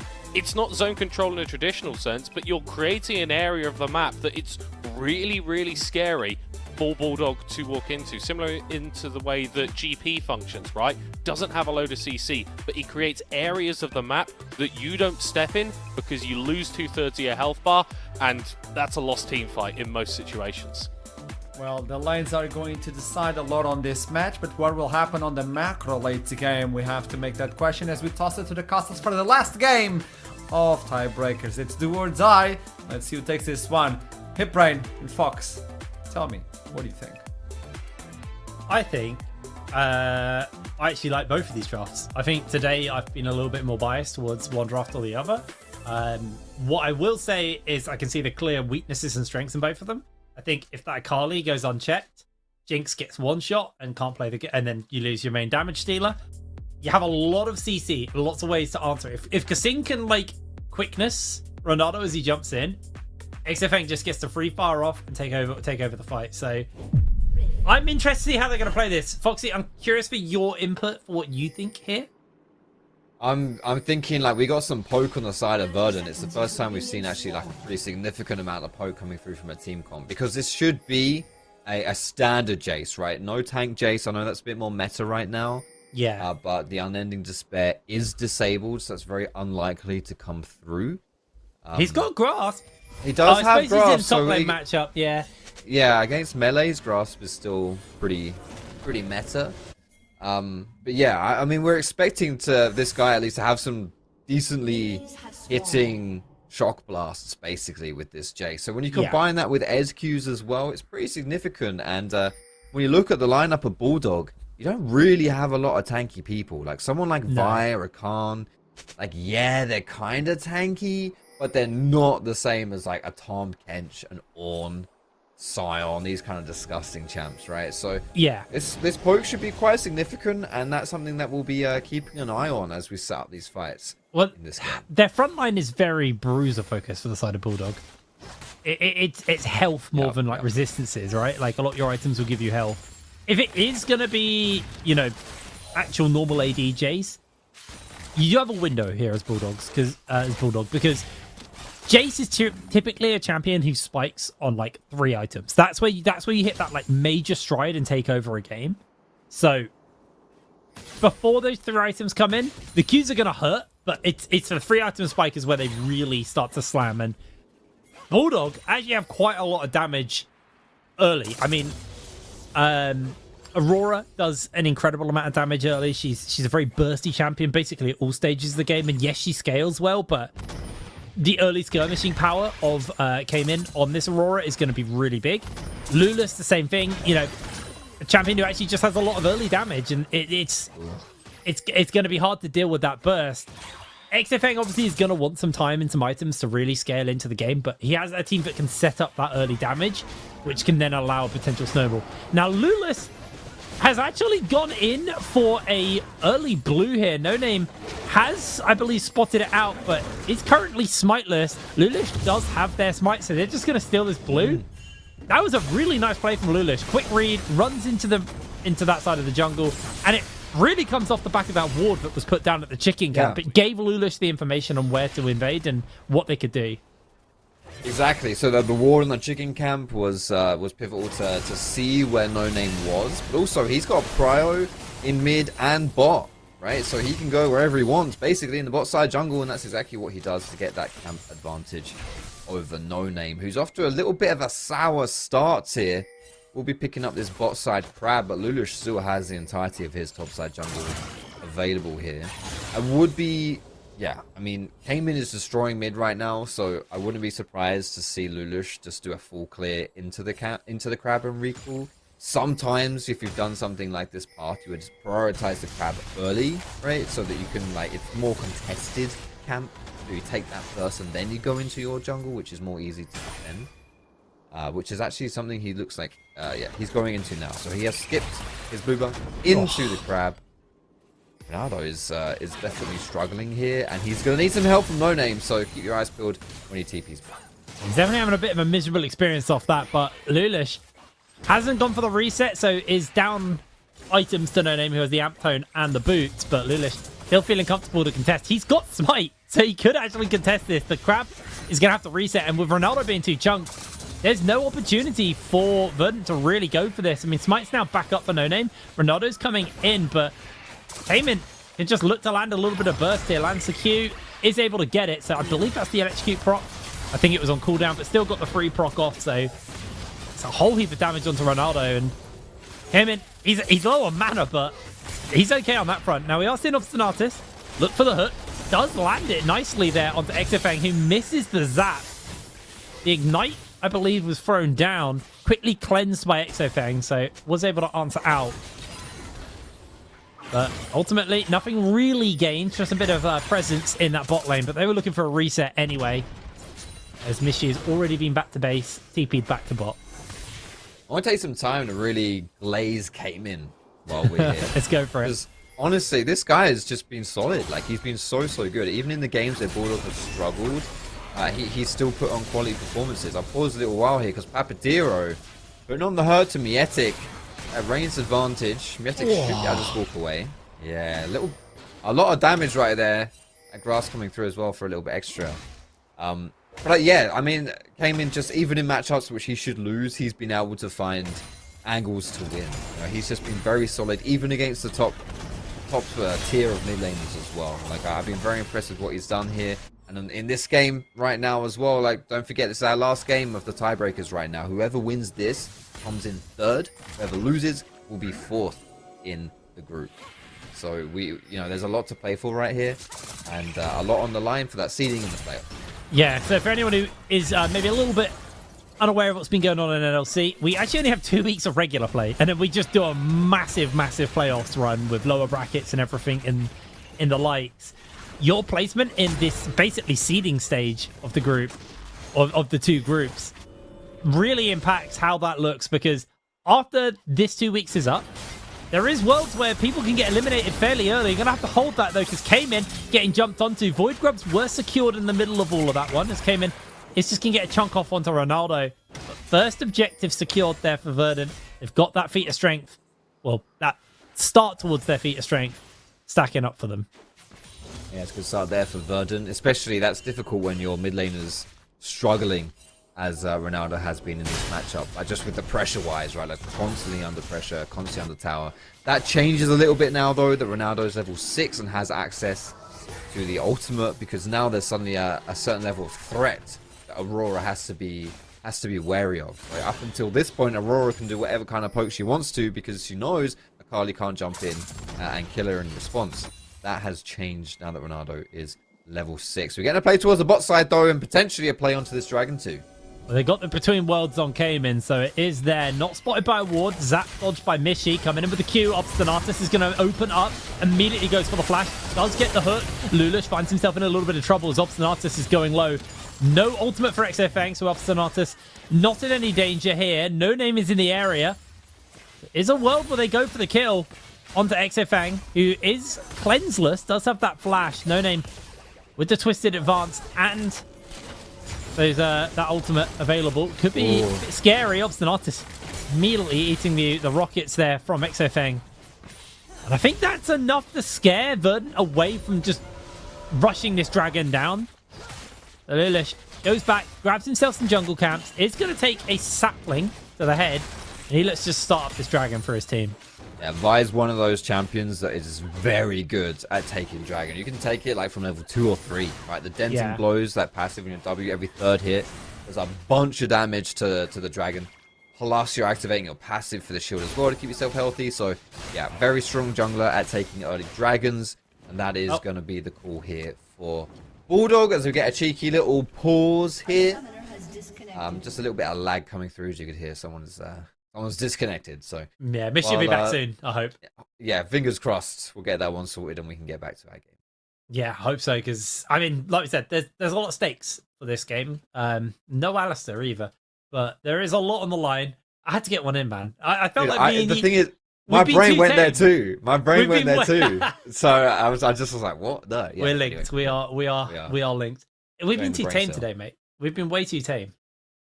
Yeah, well, I mean, it's been some good League of Legends. I've just been entertained. I think that's the thing, right? Yeah, you're right. Because it's like, normally, if anyone hasn't watched me and Foxy cast, we spend most of the time just talking about anything but League of Legends. Like, we just have fun with it.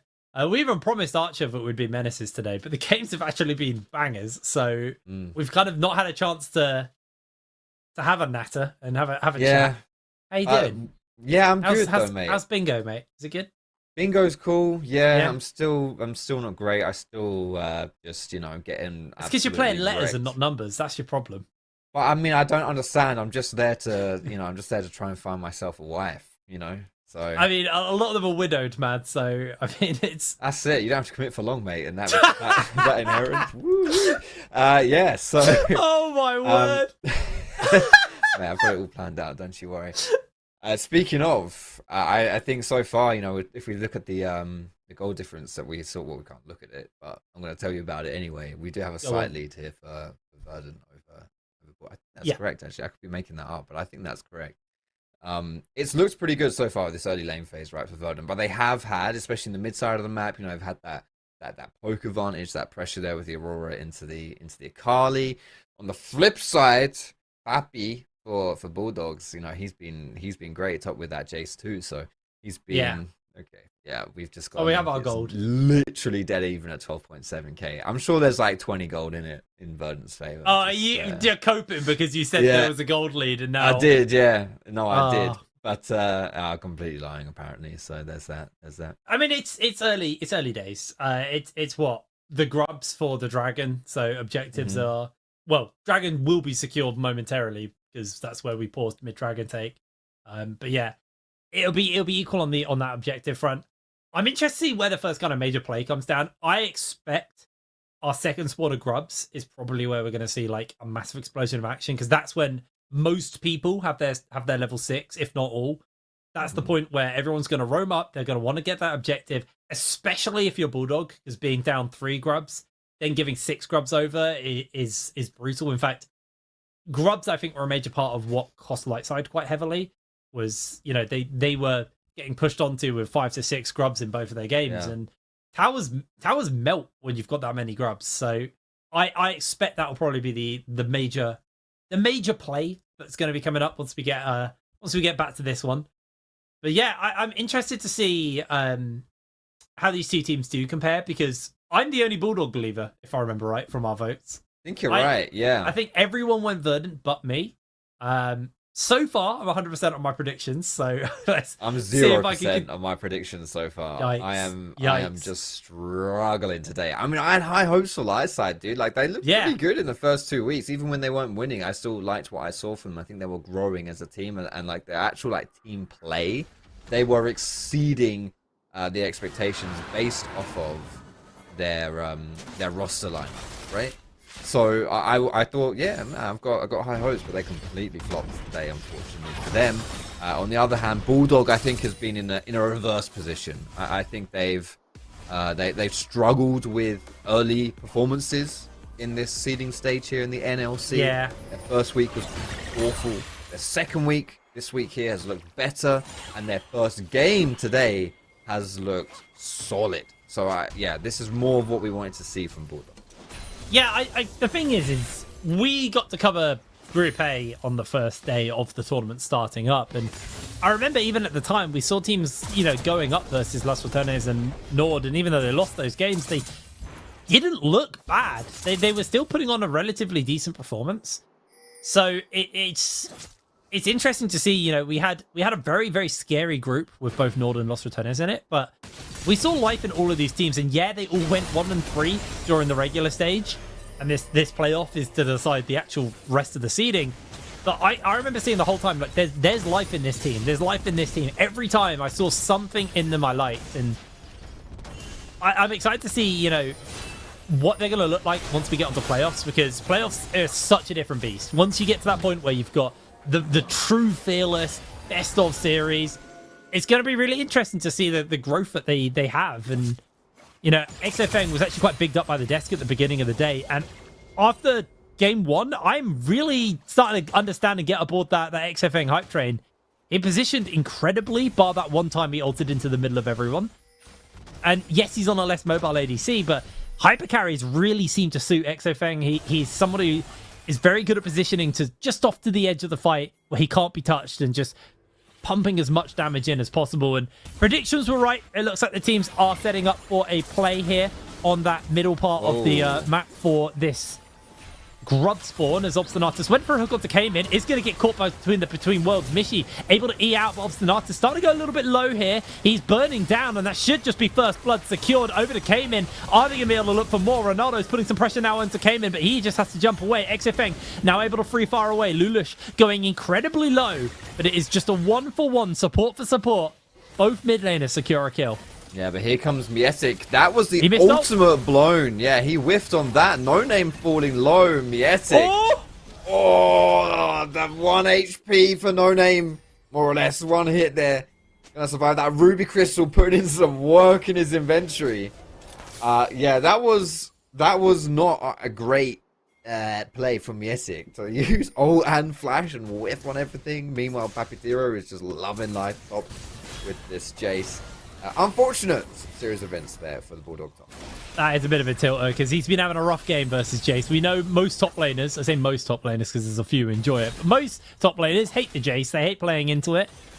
And he's basically not been able to play the entire game and then finally gets the opportunity and whiffs it. So I'm sure that's eating at him a little bit. Looks like we're not donezo though. Everybody is starting to reconvene in the area. Ultimates have been burnt across the board. Obstinatus gets caught though by the Vial, and that should just be a kill given over. Cayman secures his second. Grubs should be a sure lockdown. No Name, if you can find the smite, we'll be able to deny the feet stack. Does look like there's a potential play breaking out on the top side though. It's Miek moving over, but no, back to Grubs, back to business. Ronaldo, no perfect execution available to him, and I think Verd just decided it's time to give it. Mishi may go for a cheeky steal, isn't able to land it. That should be the second stack of feat of strength over to the members of Bulldog. There it is, secured. And Mietic finds Papitero. He's getting low. Yeah, he's going down. Came in 3-0. All right. You really bigged him up. You came in believer now, Jake. I'm coming around. I was really unsold on Cayman after day one, and I'm coming back around to this guy. He is vastly improved. Yeah, and I think when you consider coming into this split, people are like, who the hell is that? Who's that guy? Never heard of him. He's solid, mate. He's quality. He's quality mid laner here in the NLC. I think he's actually gonna, be one of the dark horses to give some of the more known, better known mid laners a run for their money. We've already seen him up against No Way, in my opinion, gapped No Way in a counter matchup in the favor of No Way. Like, he's clearly got something, something there that makes him a quality player, and watching him grow, even in just these 6 games so far at the start of this NLC, has been nothing short of a pleasant surprise. And here we are in this game here, in the final tiebreaker. 3-0-0 has neutralized Ronaldo too. Some of that is just the matchup, of course, but still solid stuff here from Kane. Yeah, really nice. We'll have a look at that play once again. Dragon will be spawning up soon, so once we get at that, I'm sure we're going to be jumping back into more action. Babadero just disrespectful, to be honest. There is a fight breaking out here in the middle of this. XFang's already secured a kill onto No Name, and he is excited, firing away. Ronaldo gets caught out by the Zap. So we are going to see the healing coming in, but the teleport is joining Miatek, making his way into the fight. 1 kill onto No Name. Dragon will be secured here for the side of Bulldog. Yeah, Papatero just refuses to group up right now. He's on that 10 CS per minute dream, and he's sticking to it. So the trade-off here instead for Verdant, you lose that team fight, you lose the Dragon. But Mietic TP'd in, and Papatero stayed top and got Norwich. So as far as gold goes, it's not too bad for Verdant, and a little bit of communication there to say, listen, we're not going for this if you guys back off, so No Name didn't have to die. Then I think actually all in all that would have been pretty good right there for Verdant. But isn't going to work out, and we'll see though, right? This advantage for Papatero and topside, it has to be converted into something, right? It's not good enough in a vacuum. We'll see how it influences these team fights as we go on. Well, there's definitely a team fight coming soon, because as you can see, we've got the Herald spawning up in 50 seconds. That is the last stack for Bulldog to unlock the boots. So I really expect to see a lot of action break out here. If Verdant can deny it, then it is down to the next Dragon to decide who gets that feat of strength for that tower going down. Papatero is here as well, which is crucial. He's got the biggest gold lead for his team. Only 600 gold, but sitting pretty comfortable with that Spirit Shojin in his pocket. As Ronaldo facing Mirtek. Mirtek, I think you are in a bad position, my friend. I don't know why you're there.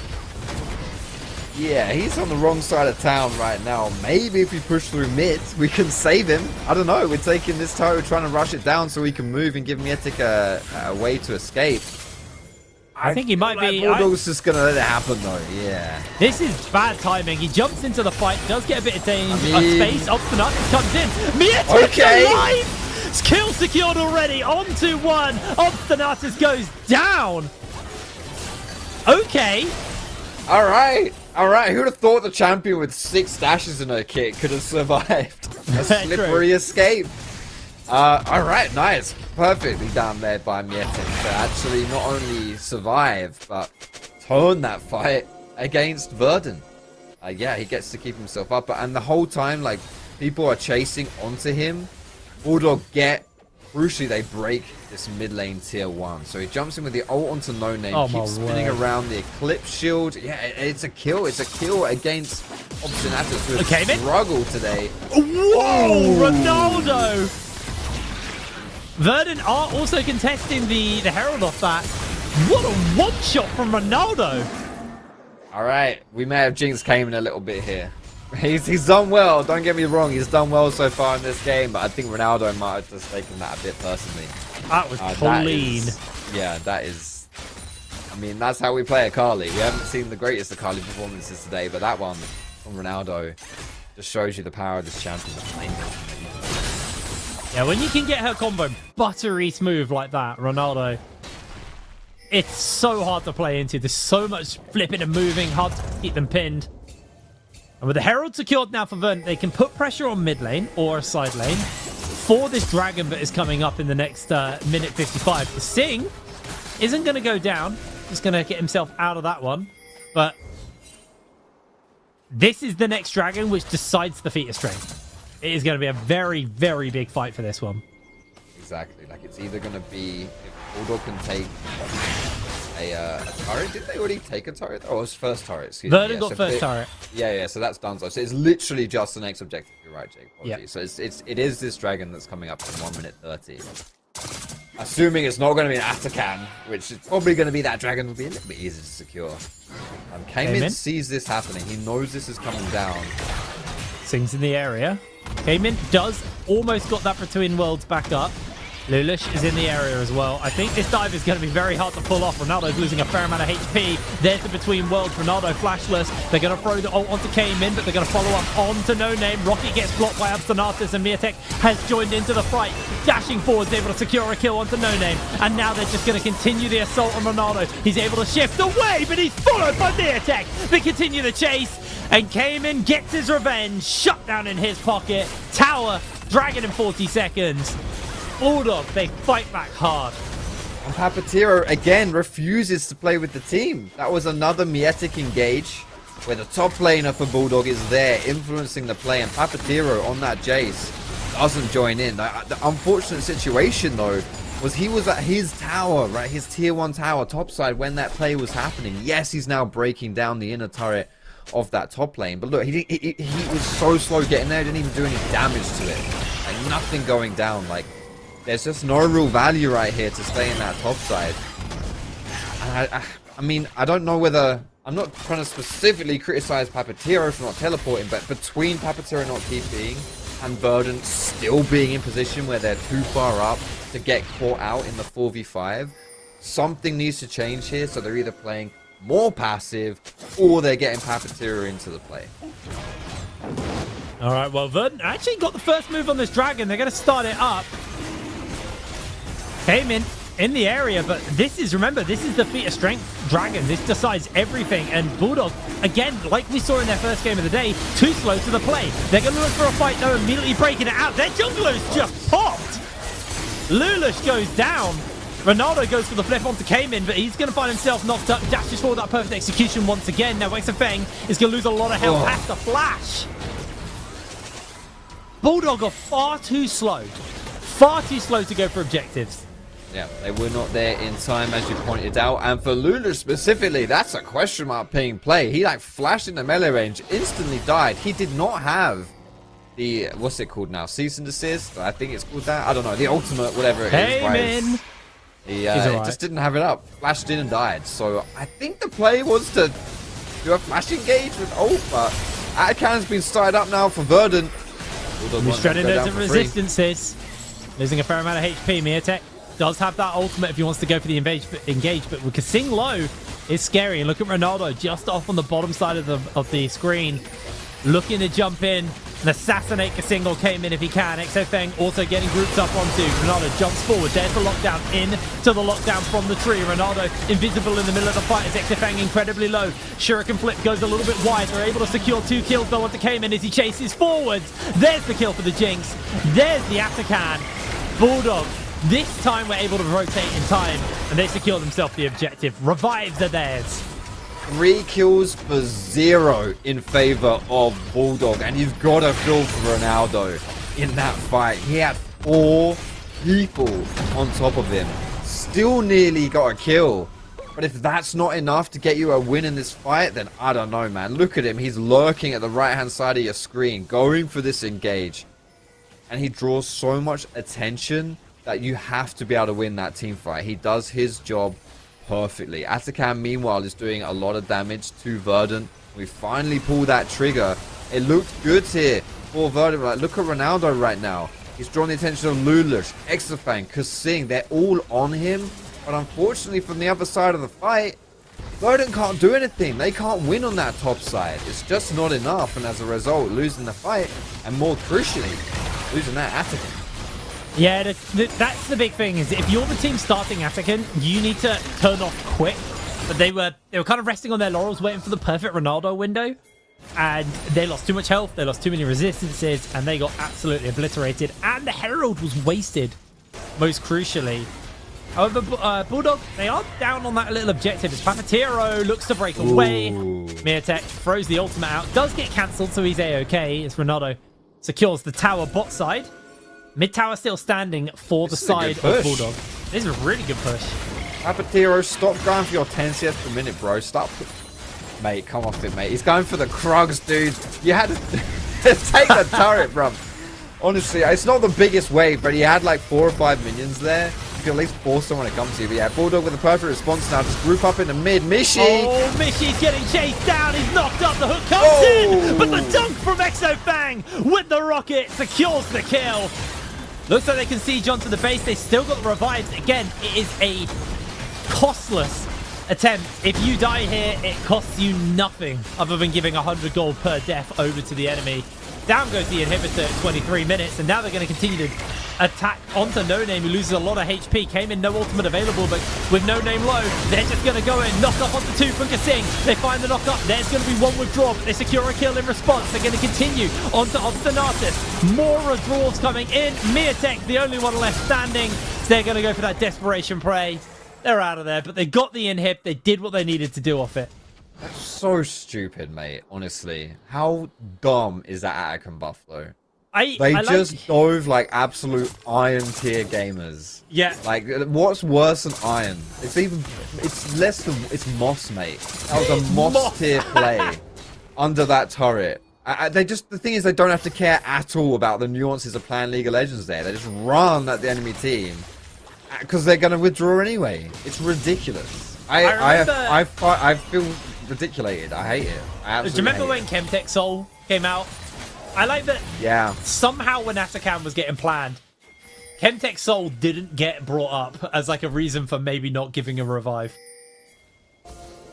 Yeah, honestly, you think maybe there was some kind of evidence past history that they could have looked at. It needs a change, dude. It needs a change. I don't like that one bit. And Verdant clearly didn't like that either. That is just not fair. Bulldog now with a fairly sizable difference gold lead wise, 4,000 now. It's been quite close in gold between these two teams and very back and forth in general, but Bulldog's starting to pull away from this one. Fortunately for Verdant though, there is no Dragon Soul on the cards, taking that Cloud Drake Soul. It's not, sorry, Chemtech Drake Soul. It's not happening just yet, so Yeah, we have a bit of time here if you're Verdant to still buy your time and get back into the game and scale. Absolutely. Well, getting back on to the Dragon. Bulldog going to be able to secure their third for themselves off the back of this one. There's not really any contest that's going to be coming in. Verdant left scratching their heads. Bulldog, a lot of non-believers from the casting team today, but these guys are performing quite effectively right now. 3,000 gold up as they are looking to, well, probably just long the game out a little bit and get themselves to a position where they can go for Baron. Wait for a good window to be presented for themselves. Honestly, like, so after week 1, I did a recap of how the teams performed, and for Bulldog, I slated them. And I was like, listen, you guys sucked. You sucked, and I got dragged on Twitter for it. All of Bulldogs fans came out, and they were all very passionate about disagreeing with my stance on the team. I stand by it. Week 1, you guys were cheeks, mate. But coming into week 2 now... They weren't a Bulldog, they were a Chihuahua. It was not pretty. It was not pretty. But this has been such a turnaround in performance, right? And again, for me at least, my expectations of this team were much more what we're seeing now. It's been quality watching them play. Oh. And Kasing dashing away and able to get into the camera for Mishy's death screen. He's fallen down. And Mirtek and Lulish should be able to take this top tier 2. Ronaldo just on wave clear duty right now. They've got a big enough wave. They're actually letting the wave die out, so I don't think they're willing to full commit. But I say this, massive ultimate thrown down here from Cayman. He's able to ping away to safety. Shuriken flip from Ronaldo comes in, but they find the knock up on the no-name. Following up for the kill onto Cayman, as now Obstinatus goes for the hook, able to land it. Ronaldo's continuing to assert pressure onto Exafang. He gets a shield off, but he doesn't go down. A 4 HP Jinx survives, finds the kill, finds the tower. The shot comes in from Papatero. And I actually think Jinx being dead might just save this game here for the side of Verdant for now. As Bulldog able to make their way out. Shock Blast comes in once again. He's found the 2 major carries. Mirtek continues to apply pressure on the Papatero. They do make their way away. I mean, Nash is Bulldog, up. they got no Jinx or Aurora. Yeah, that's what I'm saying. So if Verdant here with those death times, Ronaldo spawning in 10 seconds has the teleport. If you're Verdant, you just bomb it towards Nash right now. This is your chance back into the game. Those 2 shock blasts. Papatero took his time with getting involved in this game, but when he got involved, he really found the mark. I mean, he's gone back bot side with no teleport. I think this is a mistake. I feel like if you're Verdant, like you have it's not a great window, but considering the game state, this is probably it's an opportunity that I feel like you had to take here. They were gonna not opt into it, and instead just gonna chill out as is. But Verdant under this turret, struggling to even hold their base. It's all looking tough, you know, when Bulldog can dive you in this situation. But keep your eyes on Exafang. It's a great flash, and Ronaldo does his best to bring him down. But that locket shield was huge right there to keep him up. And then Papatero comes in with that Jace. The shock blast on the side. Lore accurate gameplay right there. Smiting the Jinx from Jace. Well, he actually lands 3 in a row, doesn't he? And now it's the empowered shock blast. Yeah, get a little bit of help from Ez too. It's beautiful. Honestly, here's the thing though. Came in very strong. High CS. Being a bit of a menace in the side lanes. MVP of last game for me. He played amazing on the Rumble. Yeah, I agree.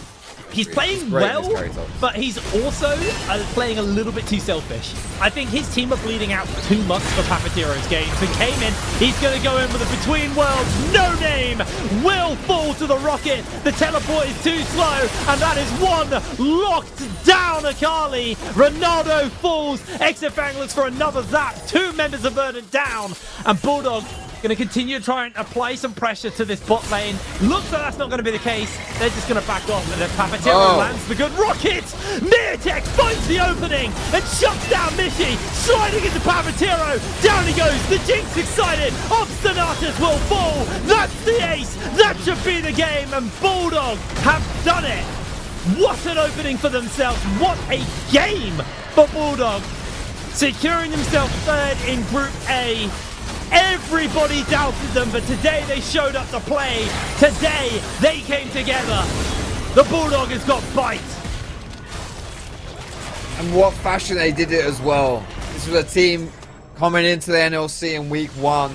They were limping. They didn't look good at all. They barely scraped through with a 1-1 record.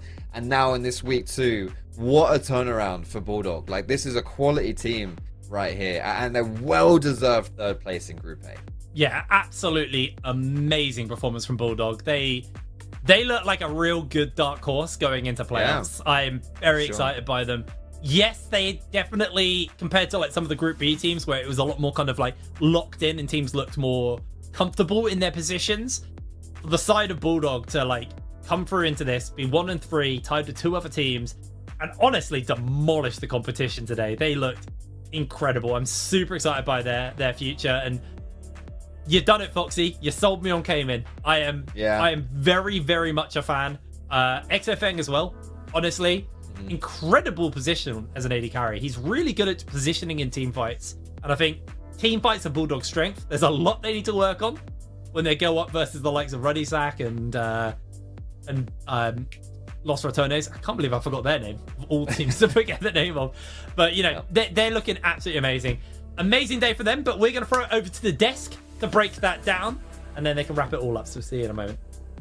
That was You've forgot. Oh, well, replay straight off the bat. Yep. The Adventures of Mietic and champion design in current year. A little bit of oh, hold on. I didn't see that part. I didn't see this. You managed to make it up there. Yeah, truly invigorating stuff from Mietic and the Sunburst champion as a whole. And yeah, I think if Fate's going to be on your side for that kind of play,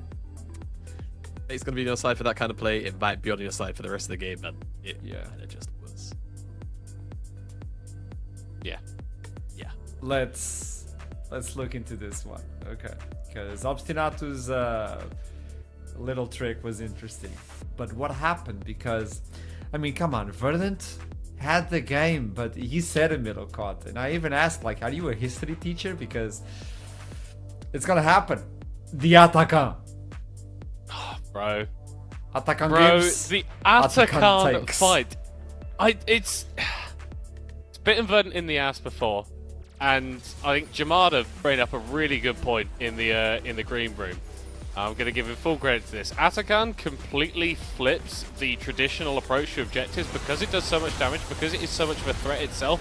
If you're on it first and the opponents have got a reasonable amount of HP, they can just take the fight against you. But I think the way they were trying to approach this was a good idea with Ronaldo going on this flank, but the front line collapses too early, and so many people can focus down onto the Akali when she's trying to do her thing in the back line that she ends up going down as well. Verdant, they weren't winning that game ostensibly, but they were in a decent enough spot. But as soon as those kills go down in favor of Bulldog, it really just felt like that was the go button, and then they never looked back.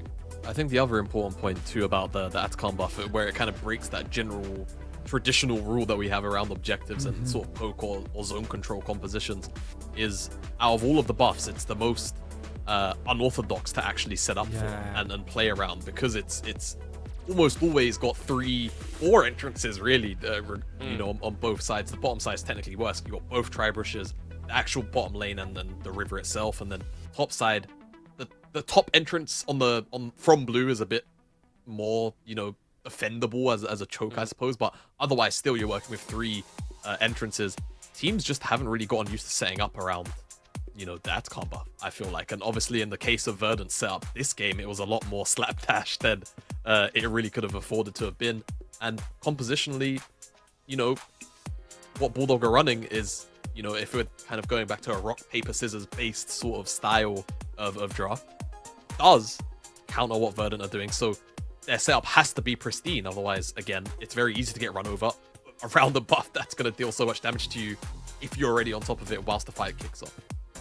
And I think it really speaks to the way we were sort of thinking about these teams when we were coming into this game. We were going, okay, Verdant, on paper, maybe we are looking at better players, but the coordination, the cohesion, the understanding of how they want to game is not there yet. And that was something that I think Bulldogs really showed and was really emphasized by this game.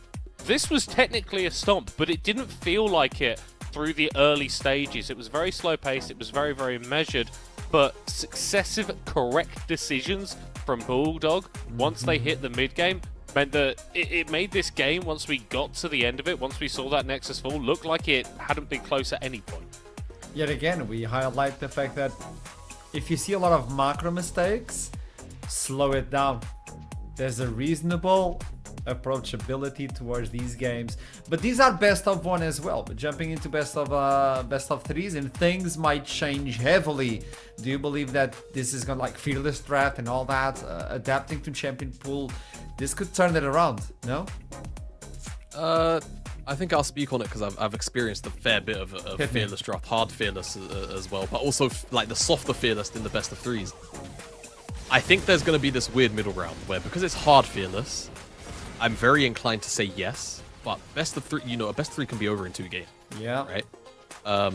There are often enough meta champions, even with the 10 bans that fly through every game, that likely the answer is kind of a bit of a resounding no. Right. I think once we go very deep into the tournament, and I want to say it's the final 3 best ofs in our format, or maybe it's best of 5. Yeah. Once we hit the best of 5 portion, right? I think it's all of the losers bracket, actually, if I recall correctly. I'm saying the later parts, and then the deeper parts of the upper bracket.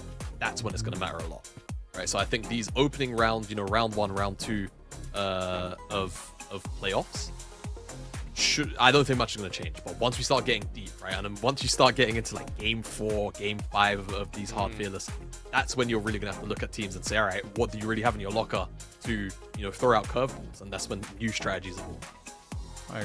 I agree. Let's see what happens as soon as we jump there. But for now, let's talk with someone who was capable of providing enough damage to bring the team into good sport. And there he is, Exafang. Pleasure to meet you. Right off the bat, I enjoy the control alt delete on that wall. Were you concerned at the beginning of the game that things were getting out of your grasp? No, I guess, because I guess a bit though. I mean, I'm not sure how to answer that exactly, but I just let my team carry me, because I couldn't really do much against their team, like Nautilus, Akali. Yeah, felt a bit hard to play the game mid to late game, so yeah. Not an easy one to pilot, I understand. And with this in mind, you get the seed, which is not at the bottom. You get a comfortable one at that. Are you happy in the position you end up in the groups, or you get that feeling of we could have been more? We definitely could have been more. Like, we could have won the last 2 games last day. Like, I started really good, but unfortunately we couldn't win those games. I got a bit I felt a bit bad about this because I started really ahead. And I couldn't carry the games by my side, so yeah, I felt a bit sad. And going from day 2 to day 3 with that sentiment, how were you able to wrap your head around hey, it is what it is, we move forward, we have to win tomorrow? How can you just reset and move on? Yeah, definitely mental reset, because you shouldn't be mad about past things, in my opinion. You should just go forward and don't care about the past and just win. You have to mentality to win. Sounds good. Hey, pleasure to meet you, Exafang. Best of luck towards playoffs. And let's see who's going to be the champion at the end of the split. I hope to see you soon. Yeah, thank you. See you soon. There he is. You got to reset. You got to move on. And they are in a better position than they started on this tiebreaker day, which is a complicated one, especially when you're playing a champion that it's going to be hard to pilot in today's meta. Yeah, absolutely. And I think one of the things that I've really liked from Exafang in particular is that it's not just been one style of ADC that we've seen from it. We've seen stuff like the Callista, which wants to get very aggressive, but then the willingness to bring out the Jinx, playing the Varus as well, Ezreal, champions that operate in very different ways when you are so new to competitive is a really positive thing to see. especially from someone that has also got the Draven in his back pocket, which is absolutely cracked. Having a wide, varied champion pool is really important once we start getting to the later stages of playoffs. We've got this true fearless format going on, and you don't want to be looking at your ADC at game 3 going, hold on, there's nothing left that you can play. This is a guy that brings his team's options. That's so impressive to see from someone so young. Let's move on with this one as we are finally ready to see what's going to happen. Results for today: Bulldogs take the first one versus Light Side. Verdant then are capable of making the same achievement, but at the end of the day, it's Bulldogs taking the 3rd seed on Group A, finally completed. Bulldogs with this take the 3rd seed. Verdant on the 4th one. I'm getting confused. Is it? Yeah. It is. I was getting confused. I got a lot of information. I was like, wait, I'm getting lost in this one by myself. First of all, 3rd seed Bulldogs, Verdant 4th seed, and now we move on into playoffs. Do we have the bracket? Because things are now getting interesting. Okay. Ooh. It's a lot to take in. Let's shit down a bit. Ratones will face off DMG on January 29.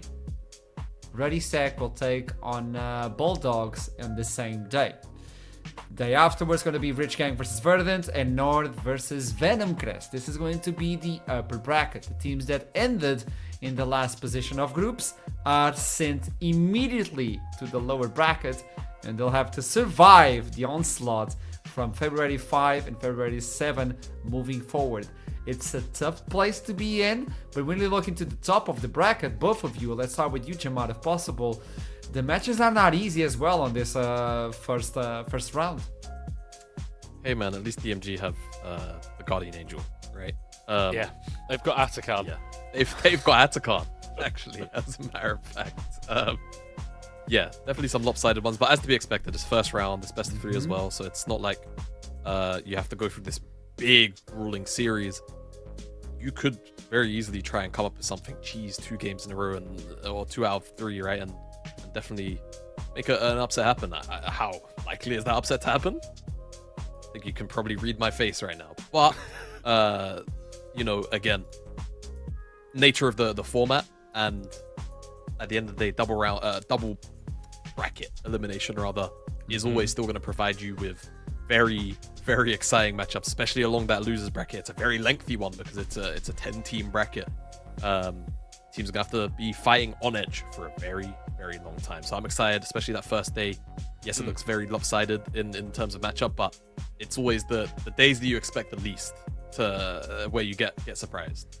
Yeah, I do think there are angles though. Like we look at a team like Ruddy Sack going up against Bulldogs, and I think the thing that we've really praised Bulldogs for is they've got a really good understanding of what they want to be doing in the game. And if we're looking at Ruddy Sack, maybe that's been their biggest efficiency. Rich Gang versus Verdant as well. I think Verdant looked rough in this game, but there's still a pretty significant caliber of players on that team, and depending on how effective this next week of practice and scrimming is for them, maybe they can come in at a much higher level. And obviously every team in that upper bracket has the safety of the lower bracket, so there's no one that's going to be eliminated on those game days.